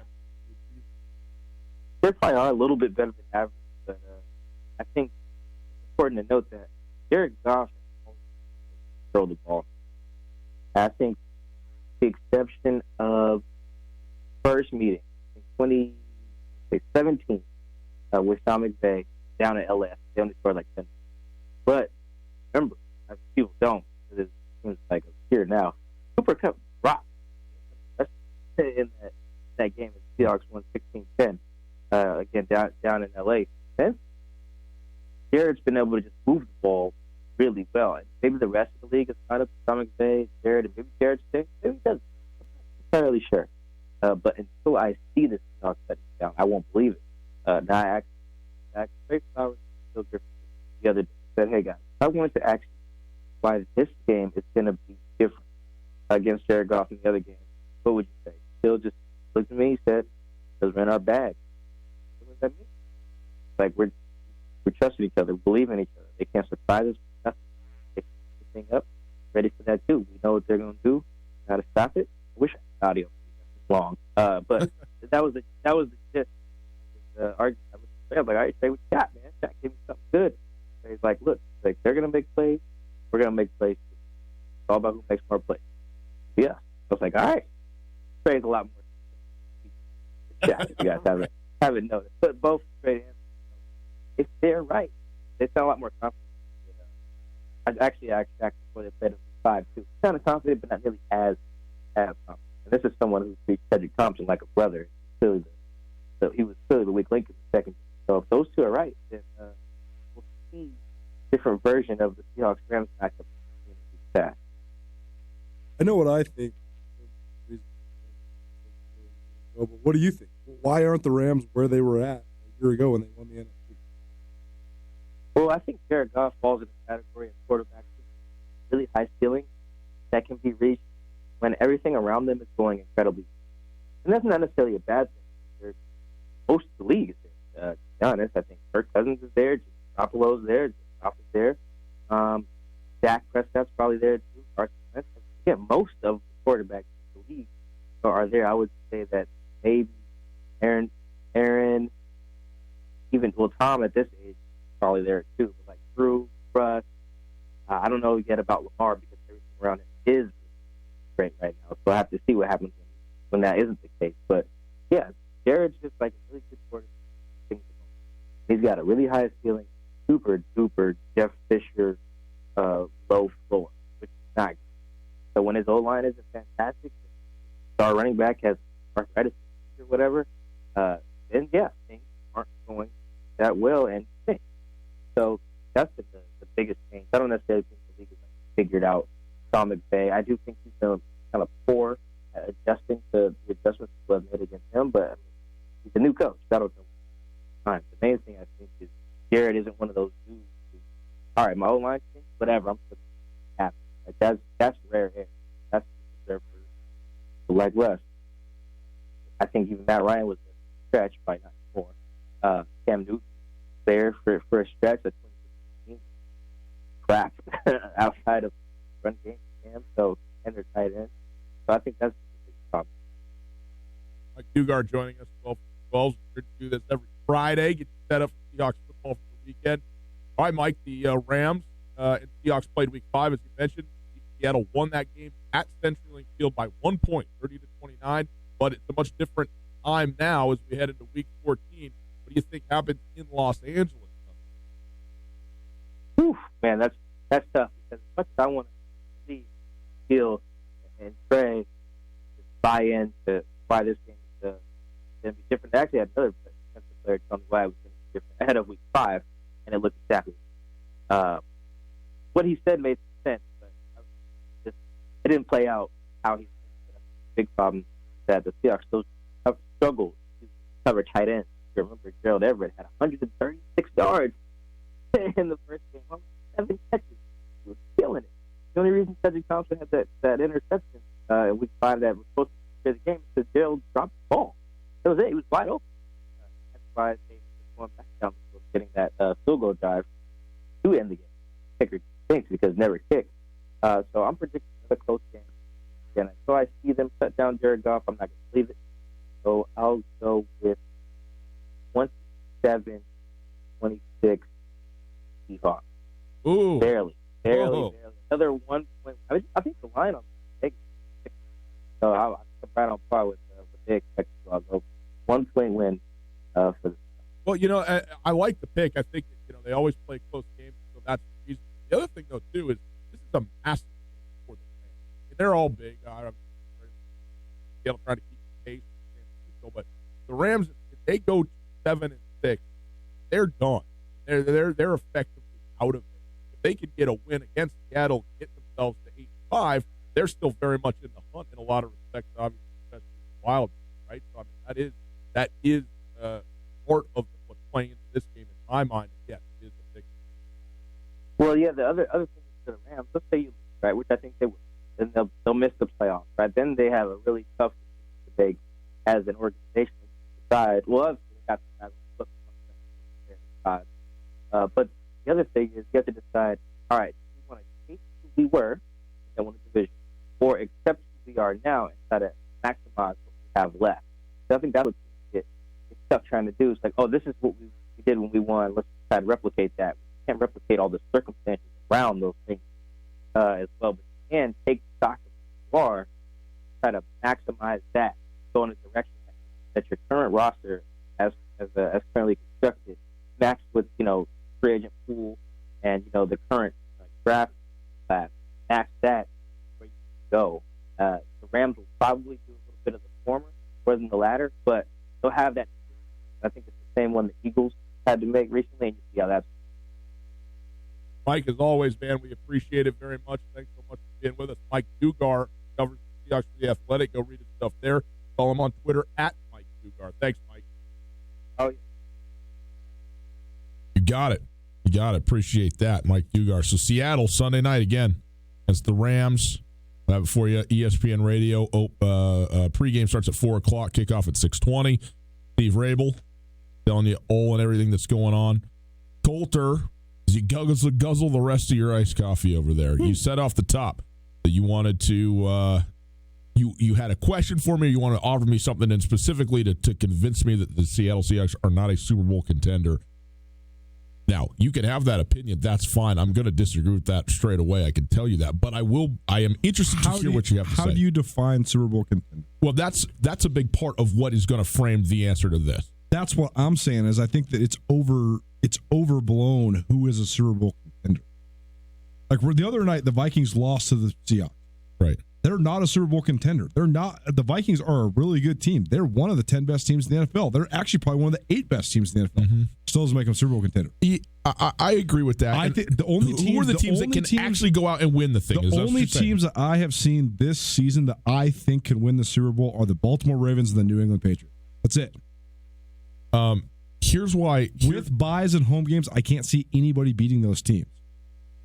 Here's why you're wrong there. Okay, you're of course right about those two, but they're both AFC teams. There is going to be a team playing presumably one of those two teams. Sure, I just don't think I just don't think there's anybody in the NFC that can win the Super Bowl. No. In a one game scenario in a Super Bowl, anybody can win the game. But that's not true. When's the last time that one of the 3 best teams in the NFL won the Super Bowl? Philadelphia beat New England in the Super Bowl. They were one of the 3 best teams in the NFL that year, though. They were the definitive best team in the NFC. Find me the team that was not one of the 3 or 4 best teams in the league for the breadth of the season. Here's all I'm saying, though, is that it's going to be impossible to go back and look at a team that in fact won the Super Bowl and go, oh, but they weren't one of the best teams. It's not impossible. You watch the NFL every single week. The last time a team straight up got hot and won the Super Bowl was the Green Bay Packers. Packers did it. The Giants have done it. The Giants is a good example. Yeah. Well, other than that, every Super Bowl champion of this century has been one of, if not the best team. And granted, 6 of those 18 champions have been the New England Patriots, who are always among the 3 best teams in the league. But all I'm saying is, if there's a team who's going to be for sure in the Super Bowl as a matter of mathematical fact that isn't one of the 2 best teams, there's still a very real chance that team wins the Super Bowl. I guess what I'm saying is that I think the Seahawks are good. I don't think they're good enough. I don't think they're good enough to get to or win the Super Bowl. I just don't. The Ravens and the Patriots, let's say they play each other in the AFC Championship game, which I am hoping and praying for. I think that would be an unbelievable. Yep. Okay? One of those 2 teams is going to go, and just as of right now, they're going to be favored and probably heavily favored over just about anybody that they would match. Totally. But here's the thing. When you're setting this thing up right now, okay, there's 3 teams that are 10-2 in the NFC. Yep. The Saints, the 49ers, and the Seahawks. Yep. The Seahawks have the head-to-head and are currently in first place in the division. Now, if they win the division, they are going to have a bye in the first round of the playoff. Then they will be hosting somebody who won't be, by the way, the New Orleans Saints. Totally. A playoff game in CenturyLink Field is 100% a winnable and probably even a favored scenario for the Seattle Seahawks. Certainly. To go to the NFC Championship game, and if you're in the championship game in either conference, you are a Super Bowl contending team. Period. Because they still can't win the Super Bowl. No, yes, they can. They're not going to, though. It is almost a 100% guarantee that the Seattle Seahawks will not win the Super Bowl. That is no. First of all, you're just stating that as a platitude, but that is not real. That's not a take. Thank you, David. Like just saying your belief that it's almost a 100% guarantee they can't do it. Here's my take. They're not good enough. They don't have enough elite. They don't have any elite players on defense besides Bobby Wagner. He doesn't play the correct position. You have to have either an elite corner or an elite edge. They don't have it. Quaidron Diggs is a elite safety. He's an elite secondary player. You see his stats? Who cares? I'm just saying, man. Like it's all. I mean, all I'm saying is that the NFC is so diluted this year that I just really don't. I think that all the teams that have good records are just not that good. They're just winning against. They're good. They're not elite. They're not elite. The New Orleans Saints. Would you not be surprised if the Packers won the Super Bowl this year? Yes, I would be. Would you be surprised if any team in the NFC won the Super Bowl this year? No, I would not. You wouldn't be surprised if this Seahawks team won the Super Bowl. This is not even in the top 4 Seahawks teams of the decade. So who cares? It's this year that we're talking about. But that's what I'm saying. But here's what I'm saying. Would it surprise me if the Seahawks, like if you're asking me, do I think the Seahawks are going to win the Super Bowl? No, I don't. But that's not about whether you're a contender to win the thing. Where would the Buffalo Bills rank in the NFC power rank? Probably 2nd or 3rd. Are the Bills good enough to win the Super Bowl? Maybe. No. They're not. Here's the thing, though. the Saints 100% are good enough to win the Super Bowl and even might be the leader in the clubhouse. I think they're the only team in the NFC that does have that has Super Bowl caliber talent. That's all I'm saying. I'm saying that the teams that right now, the teams that are a cut above in the NFC are the Packers, the Vikings, the Saints, the Seahawks, and the 49ers. I think that the Saints are the only team that actually has cut above true Super Bowl level talent. I guess the point that I'm making is not this. I can't guarantee the Seattle Seahawks are not going to win the Super Bowl. Oh, no one can. Of course. If the Seahawks won the Super Bowl, they would be the worst, not the worst. They would be the least talented or the least elite of the Super Bowl teams this decade. They would also be less talented than a lot of teams that did not win the Super Bowl. I would agree with the second part of that for sure. Think about like the NFL Network did their top 10 teams of the decade, and they named 3 teams that didn't win the Super Bowl. Right. Like, so again, here's a better way of extrapolating this point. Think about some of those San Francisco 49ers teams. None of those teams, with Jim Harbaugh as the head coach, that had Alden Smith and Navarro Bowman and Patrick Willis. And I mean, those teams are significantly better, not only than the Seahawks, than every other team in the NFC right now. Granted, they don't have Aaron Rodgers, they don't have Drew Brees, but their elite level of talent, especially on defense and on the lines, was just significantly better. But I agree with you, but also what? They didn't win it. They didn't win it. That goes to the point. Like, if you're asking me who to power rank the NFL, Seattle's probably 5 or 6 right now. But especially given the conference that they're in and the scenario that is playing out before our very eyes, where if you have a bye in the playoffs and you only got to win one home game to get into your conference championship game, you are a Super Bowl contender, period, end of story as far as I'm concerned.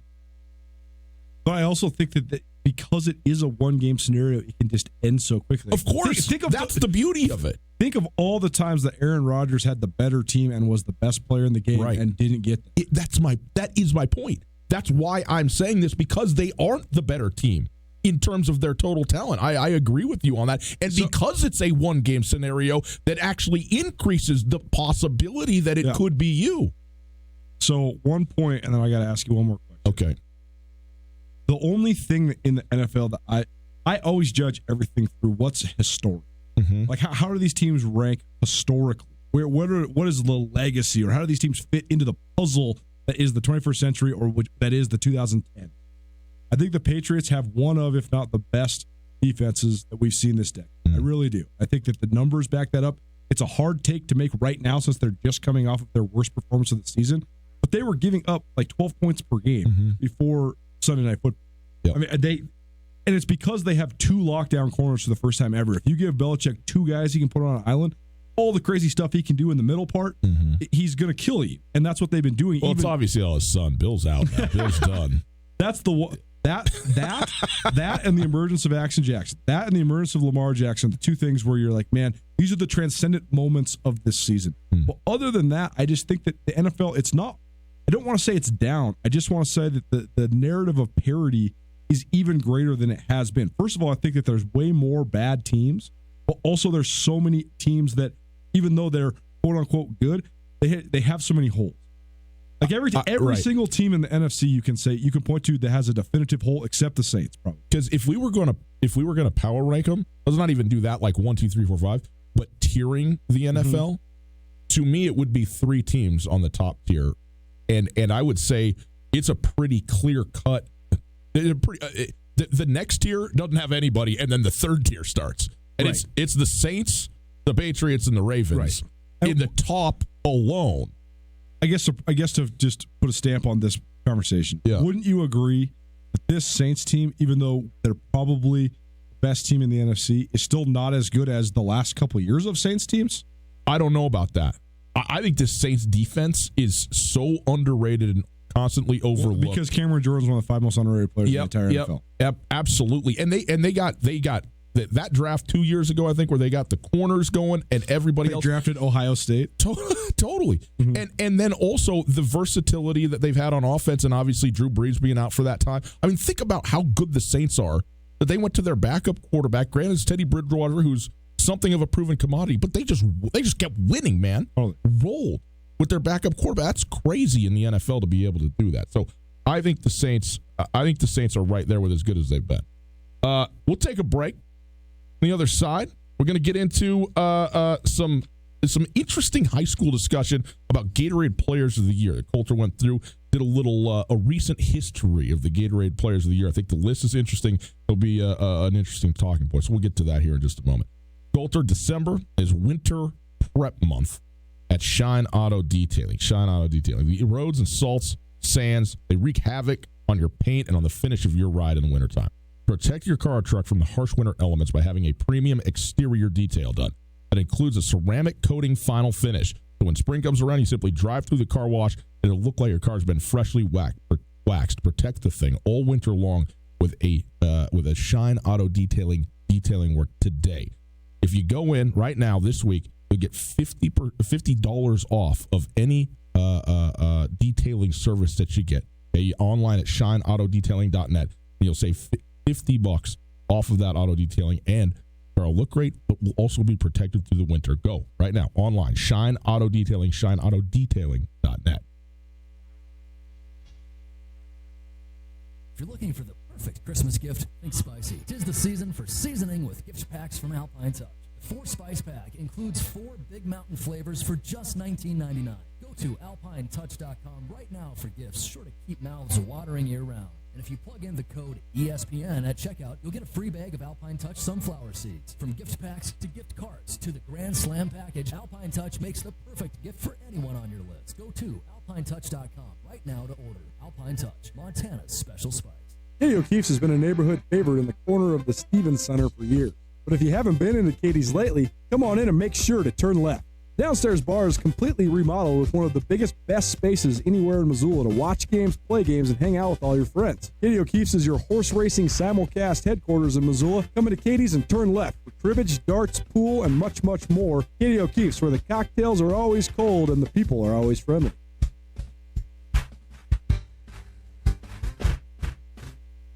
Hi there. It's Les Schwab Tires. Well, more like Les Schwab alignment and brakes, shocks, wheels, and tires. Now, some tire places don't offer that. They only sell tires. And we're not sure how they sleep at night, because all those services affect things like steering and stopping. That's why we offer more tires to help keep you safe. Stop by or book an appointment at leschwab.com. Les Schwab Tires, doing the right thing. 1950. On Russell, across from the fairground.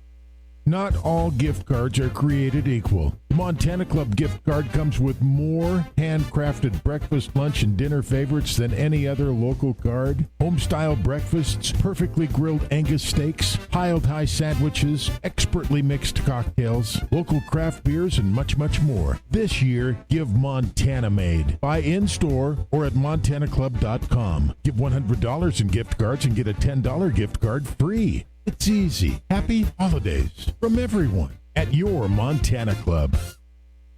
Hey, it's Coulter, and I'm here with Catherine from The Advocates. If you've been in a car accident or need help dealing with the insurance companies, you should give The Advocates a call. They can tell you if you have a case right over the phone. That's right. It doesn't cost anything to call, and we'd be happy to talk to you and assess your situation. You don't want to have to deal with contacting the insurance companies and setting up a claim. We can do that for you. We take the hassle out of the process, so you can just focus on getting better. There you go, folks. If you've been injured in an accident, give The Advocates a call. 406-640-4444 or online at montanaadvocates.com. You deserve The Advocates.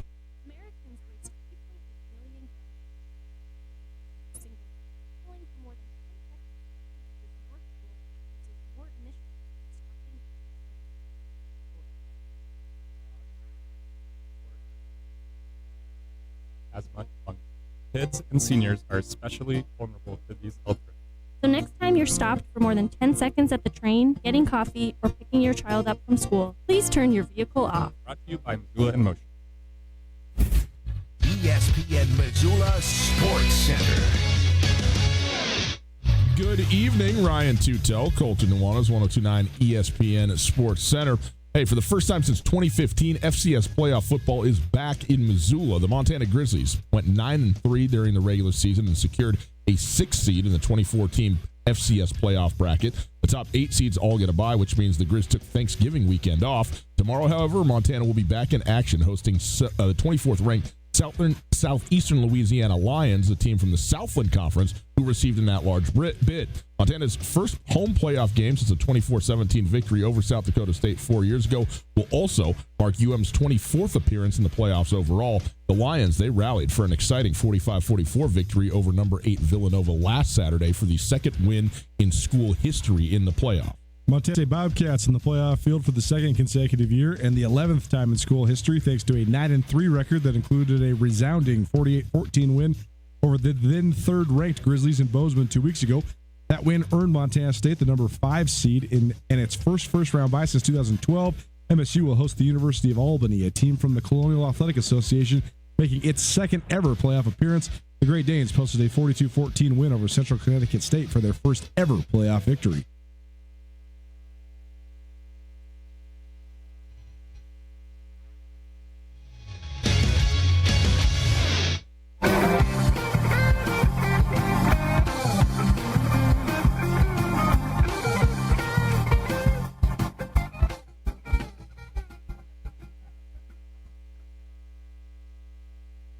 Recent Gatorade Players of the Year in the state of Montana in the sport of football and what they have gone on to do.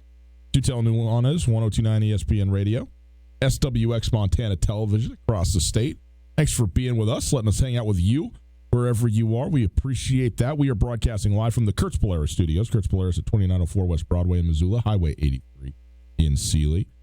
Tomorrow, Kurt's 7th annual snow day, 1 day only. Go in there, you got a free lunch, they got refreshments for you. It's a lot of fun. You bring the kids, the whole thing, and save a ton of money. The biggest markdowns of the entire year for 1 day only. It's tomorrow at Kurtz Polaris. Want to remind everybody now, we have had a couple of standards re-met now since we had the week off with Carolyn, chick who doesn't know sports, with Mike Dugar doing 12 for the 12s. We also, coming up at the end of the show, the 2-minute mashup makes its return. Can't wait. David's been out there chopping it up all day, so I'm pumped up to hear what he's come up with for that. But Coulter, it's time for our Prep Extra segment. It is brought to us by Farmers State Bank. Farmers State Bank, your Montana bank since 1907. And you wanted to go ahead and take a look at some of the Gatorade Players of the Year who are the de facto, or at least the voted on sort of best football player. Now, we know that it's more than just football. You got to do a lot of stuff to be the Gatorade Player of the Year. You got to have a high GPA. Academic stuff, do right. Some stuff with the community. This was spurred on just because Tommy Malott from Butte High won the Gatorade Player of the Year. Well-deserved. Yep. Certainly led Butte to an undefeated state championship runner-up. They were undefeated until the state championship game and then lost in the state championship. How many times have we seen that play itself out in the last couple? Man, Hamilton, I know a couple Hamilton of times had a couple. It's just amazing for sure. But the guy I was looking, he's a future Bobcat. Tommy Malott is, and I was looking at where the last Gatorade Players of the Year went because there's a definitive deal. I mean, you want to get the classification MVPs and the state Player of the Year. I mean, there's just a certain feather in the cap that goes with recruiting, and to say that it doesn't influence the other recruits in the state, it does. When you get the Gatorade Player of the Year, or when you have a commitment from a guy already and then he wins Gatorade Player of the Year, you can say that to the other guys in Montana, like, hey, we got Tommy Malott, he's the Gatorade Player of the Year, you guys all know how good this guy is. Right. So I was looking through where some of the Gatorade Players of the Year have gone recently, and I found it interesting because Montana has given away the Gatorade Player of the Year award since 1986. Okay. 1985, excuse me. And, Mitch Donahue. I was supposed to call you on that. 1985, Mitch Donahue won, and then he went on to an All-American career at Wyoming, and he played in the NFL for many years, and he's an outstanding guy. He was one of our inaugural members of the Montana Football Hall of Fame. In the next year, Shane Collins. Shane Collins was one of the only guys that ever won multiple Gatorade Player of the Year awards in Montana. He was the Gatorade football and track Gatorade Player of the Year. His senior year, he went on to do both sports at Arizona State. He was a second-round draft pick in the NFL while also being the national champion in shot put. Talk about great.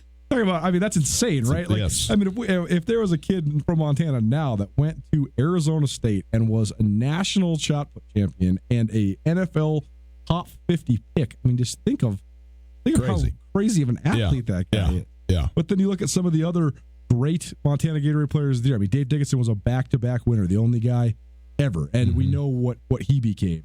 Jason Crebo out of Helena, who then went on to be one of the greatest defensive players, one of the greatest 37s in the history of Montana football, the heart and soul of the defense of the 95 national championship team. Andy Pedic went on to wear number 37 at Montana. Johnny Edwards led the Grizz to a national championship in 2001 as a quarterback. Pat Ryan went to play for Notre Dame. Never heard of him.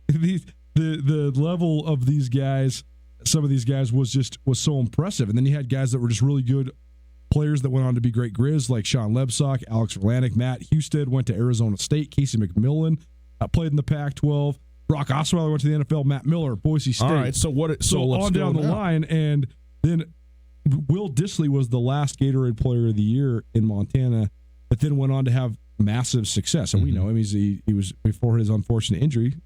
He's a star playing for the Seattle Seahawks, outstanding player.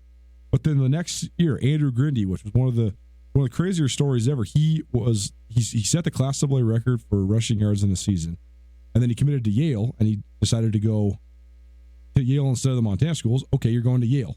Good for you. Right. But then he didn't play football. He decided, I'm not playing football, and then he ended up dropping out of Yale and coming back to the University of Montana. At least the last I checked, this is 5 or 6 years ago. He wanted to be a lawyer. He wanted to go to UM Law School, but he just gave up the game, which, a lot of times I have a lot of admiration for guys that can just walk away before they get all banged up, but he didn't really become much of what a lot of people projected him to be. And then Baloo Chapman from Bozeman, he was a great talent, but he was hurt from his high school days all the way through his time. That was 2015. Yep, that was 2015. But this is what you want to do. You talked about how great some of these players have gone on to be NFL type of players in the last 5-6 years. Exactly. When the Grizz have had a run of 3 straight Gatorade Players of the Year, we talk about Nathan Dick from Billings Senior, Gabe Solser from Billings Senior, Carson Rostad, who's going to be a Grizz next year, one of the only guys to ever win the award as a junior. Sure. It remains to be seen what Carson Rostad becomes. Gabe Solser, you can't say he hasn't lived up to expectations. He just hasn't gotten the opportunities. But here we are, and Gabe Solser's career is half over, and he's gotten like 20 offensive touches in his career as a Grizz. That's crazy. Yeah, well, and his level of talent. a lot of that has been certainly this season injury related. Totally. And because he didn't redshirt as a freshman by his own choice, from what I understand, so that because he's planning to go to med school. So you do get that, but I mean, people who have watched and seen what he's done goes, oh, okay, yeah, this is the real deal. Hopefully, obviously as a diminutive guy, he can get back and be healthy and have 2 great seasons ahead of him for his sake. But to your point, Baloo Chapman went to Bozeman, went to Montana State, and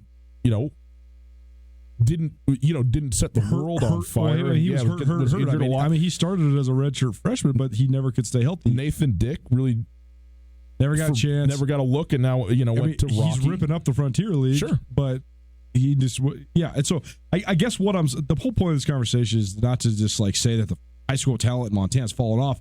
It's just more to say that getting the Gatorade Player of the Year and the feather in the cap that it can be for a school in recruiting, it just hasn't been as consequential as it used to be. It used to be if you got the dudes, you probably beat some out-of-state FBS, Mountain West style, or oftentimes then the guys like Matt Miller, they're just going to Boise State. You never really had a chance. Like Will Dissly, I mean, I don't think Will Dissly really, he might have kind of considered Montana State because his brother played there and he's from Bozeman, but Will Dissly was going to go to Boise State with Chris Peterson, and then when Chris Peterson went to UW, he just went to UW. And so it's just interesting. I think it's also just another example of how this is all across America.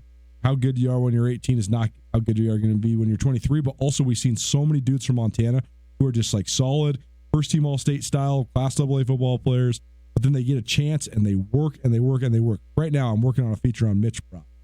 Mitch Brock coming out of high school, he was a first-team All-State guy, played in the Shrine Game out of Billings West.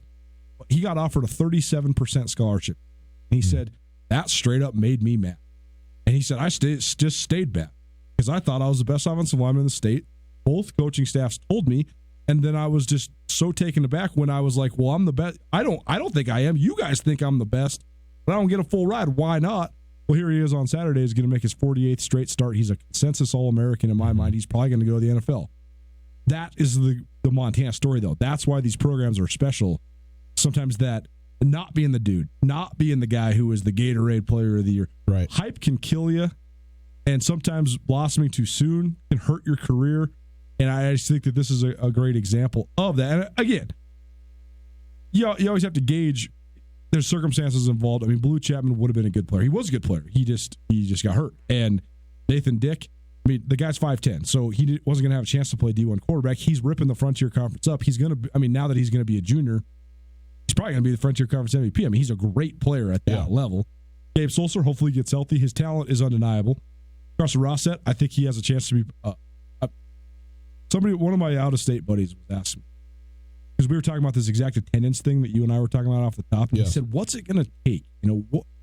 Is it really going to take 6 or 7 straight Big Sky titles to get people back, to get 26,500 people in Washington Grizz every week?" I said, "Man, I don't know if it's necessarily that. I think it's going to take a core of Montana kids that people love." And we're going to talk about Danny Sprinkle and the Montana State Bobcats in the next segment in terms of hoops.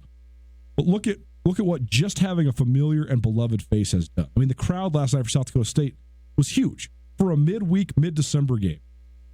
And I think that if you say guys like Carson Rostad and Drew Turner and Levi Janicaro and Mitch Roberts and some of these young Gabe Sulser is another great example. Like, if in 3 years Carson Rostad's throwing touchdowns to Gabe Sulser, people will pack the stadium. And you could, right, wrong, or indifferent, people just like to follow the kids that they've known their whole lives. Sure. And you can certainly fall in love with Dalton Snead and Dante Olson and Samari Toure, and those guys are Montanans for life after playing here.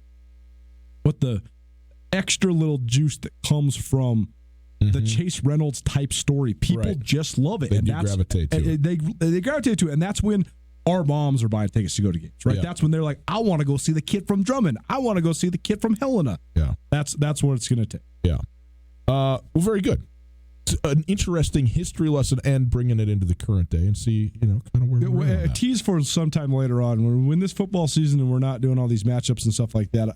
Maybe in a January segment, it's going to be just evaluating the football talent in Montana, because I'm looking at all these guys that won this award back in the 80s and mid-90s, and I mean, everybody thinks athletes are getting better. These dudes were all getting straight up. I mean, they're getting recruited by Notre Dame. Nobody in Montana is getting recruited by Notre Dame right now. Hey, not true. I get calls twice a week easily.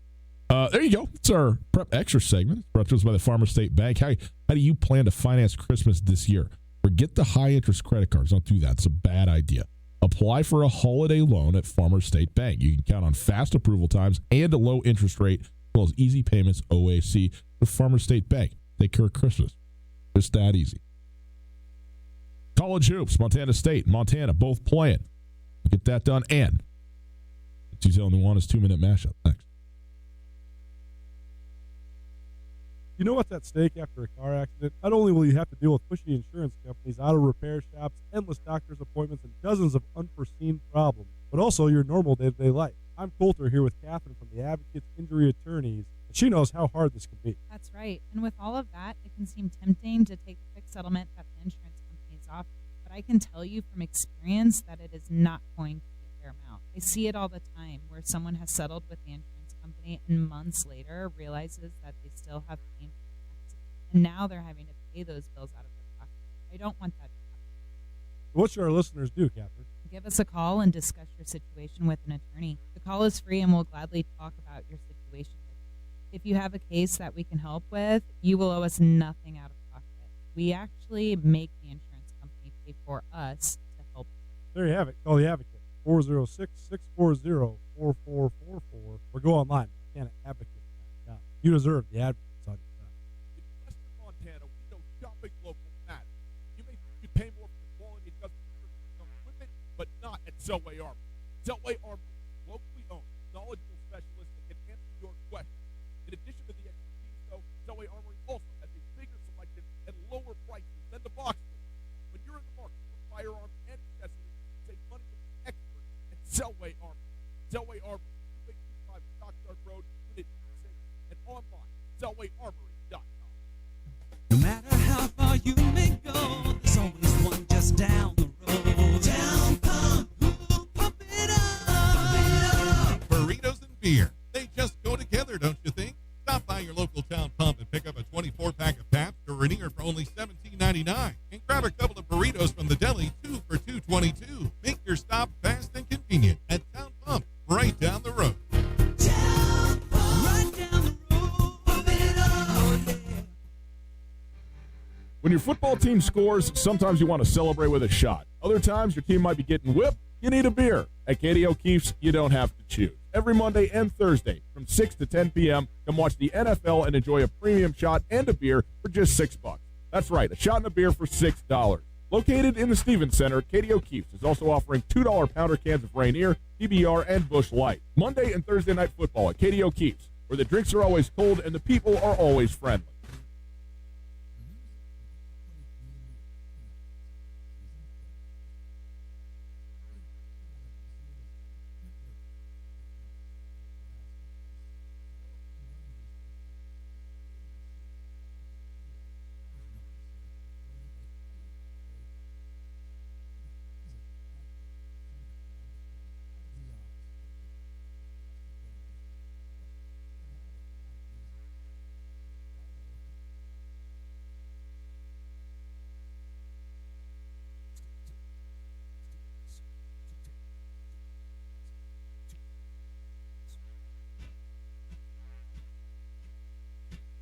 Another week coming to an end. And a playoff weekend coming to a beginning. How good do you feel right now, Coulter? Pretty good. It's Tootell Nuanez, 102.9 ESPN Radio, broadcasting live from the Kurtz Polaris Studios. Kurtz Polaris at 2904 West Broadway in Missoula. People, put it on your calendar tomorrow, okay? Huge day. Maybe you're going to the game. Go early over to Kurtz Polaris. Snow day, 1 day only. That's tomorrow. It's the biggest sale of the entire year. 10 a.m. to 4 p.m., but they'll let you in early if you need it. They really will. You get a full selection of everything, all stuff marked way, way down. It's the biggest sale of the year, 1 day. Tomorrow at Kurtz Polaris. Hey, if you missed anything in the show, you can listen on the podcast. Podcast available wherever you get your podcasts. The Tootell Nuanez podcast is there thanks to the Wingate by Wyndham Hotel, so go check that out. You also can listen to the FCS Speculators podcast, which is out, and prepare yourself properly for FCS playoff football with that thing as well. Coulter, let's go ahead and get into a little bit of basketball before the 2-minute mashup. Last night, Montana State tied with South Dakota State with 2 minutes left, something like that. Really good basketball game. South Dakota State, an outstanding program, great team. They graduated their All-American last year, but still, I mean, the Jackrabbits are a great athletic department program in general, and their basketball team has been sort of the leader of that throughout the years. Montana State finishes on a 9-2 run. Harold Frey, 23 points, 3 rebounds, 5 assists.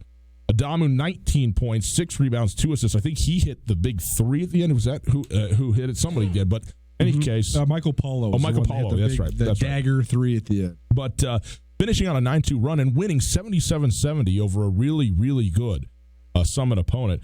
And Montana State in a home game in front of a big crowd. And they did the doubleheader deal with Gonzaga playing against the Lady Cats. Number 17 team in the country coming to Bozeman. Yeah, pretty good. That's a testament to. If you draw, you can get it, because people are a lot of people are scared to come to Missoula to play Montana. I shouldn't say scared, but they're reluctant. Power fives are reluctant to come to Missoula to play kind Montana. Kind of a no-win situation. No-win situation. But the thing about the Lady Cats is they don't draw quite as well as the Lady Grizz, but they still draw better than a lot of teams. I mean, they're getting 2,000 fans, which is a huge number for women's basketball. Sure. And so it's a good deal for Gonzaga to sign a home and home.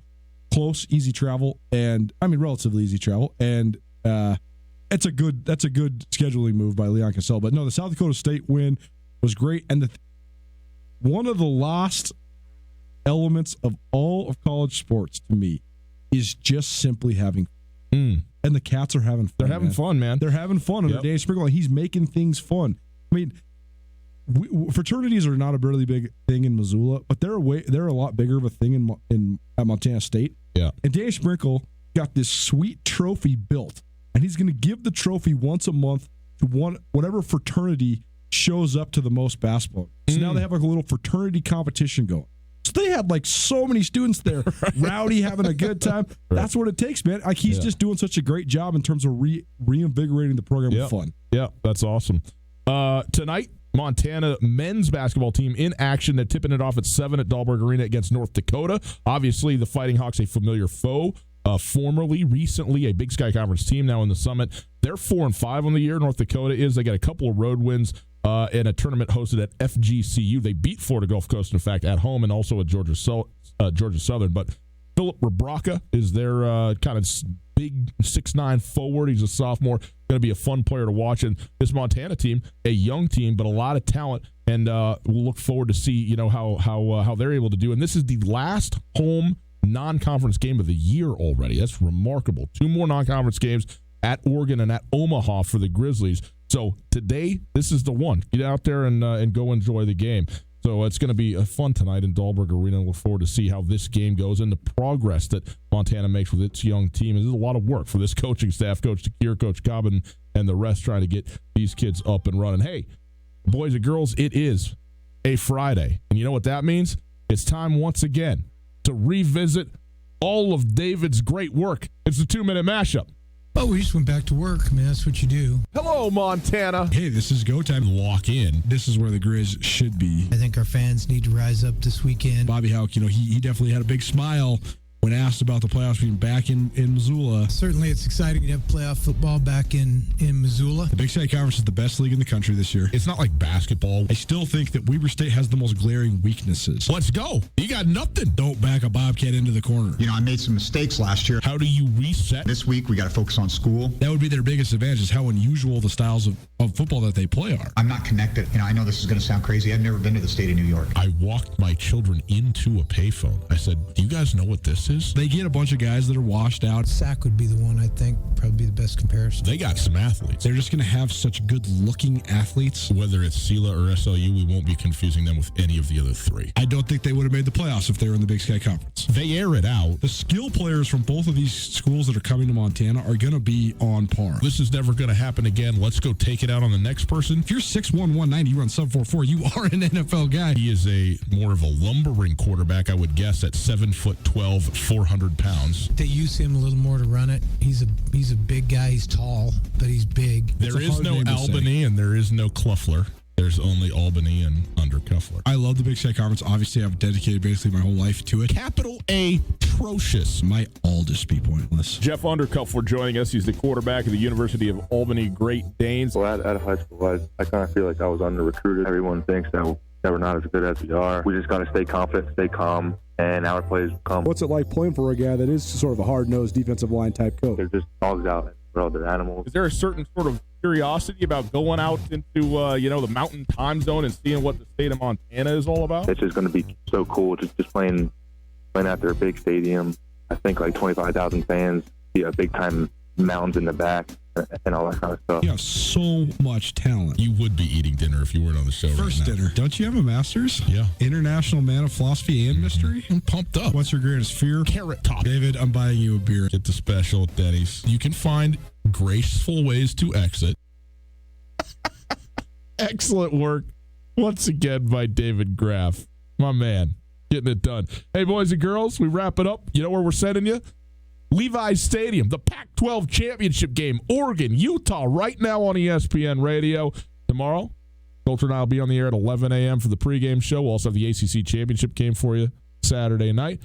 How about Bills-Ravens on Sunday morning? And then the Sunday nighter with the Seahawks. There's your weekend on ESPN Radio, boys and girls. Appreciate you all. Enjoy it. We'll see you Monday. Hey, Coulter Nuanez from Tootell Nuanez. Need a great place for a Christmas gift? I got a spot for you. Aspen Sound in Missoula. They got all the hookups for everything you can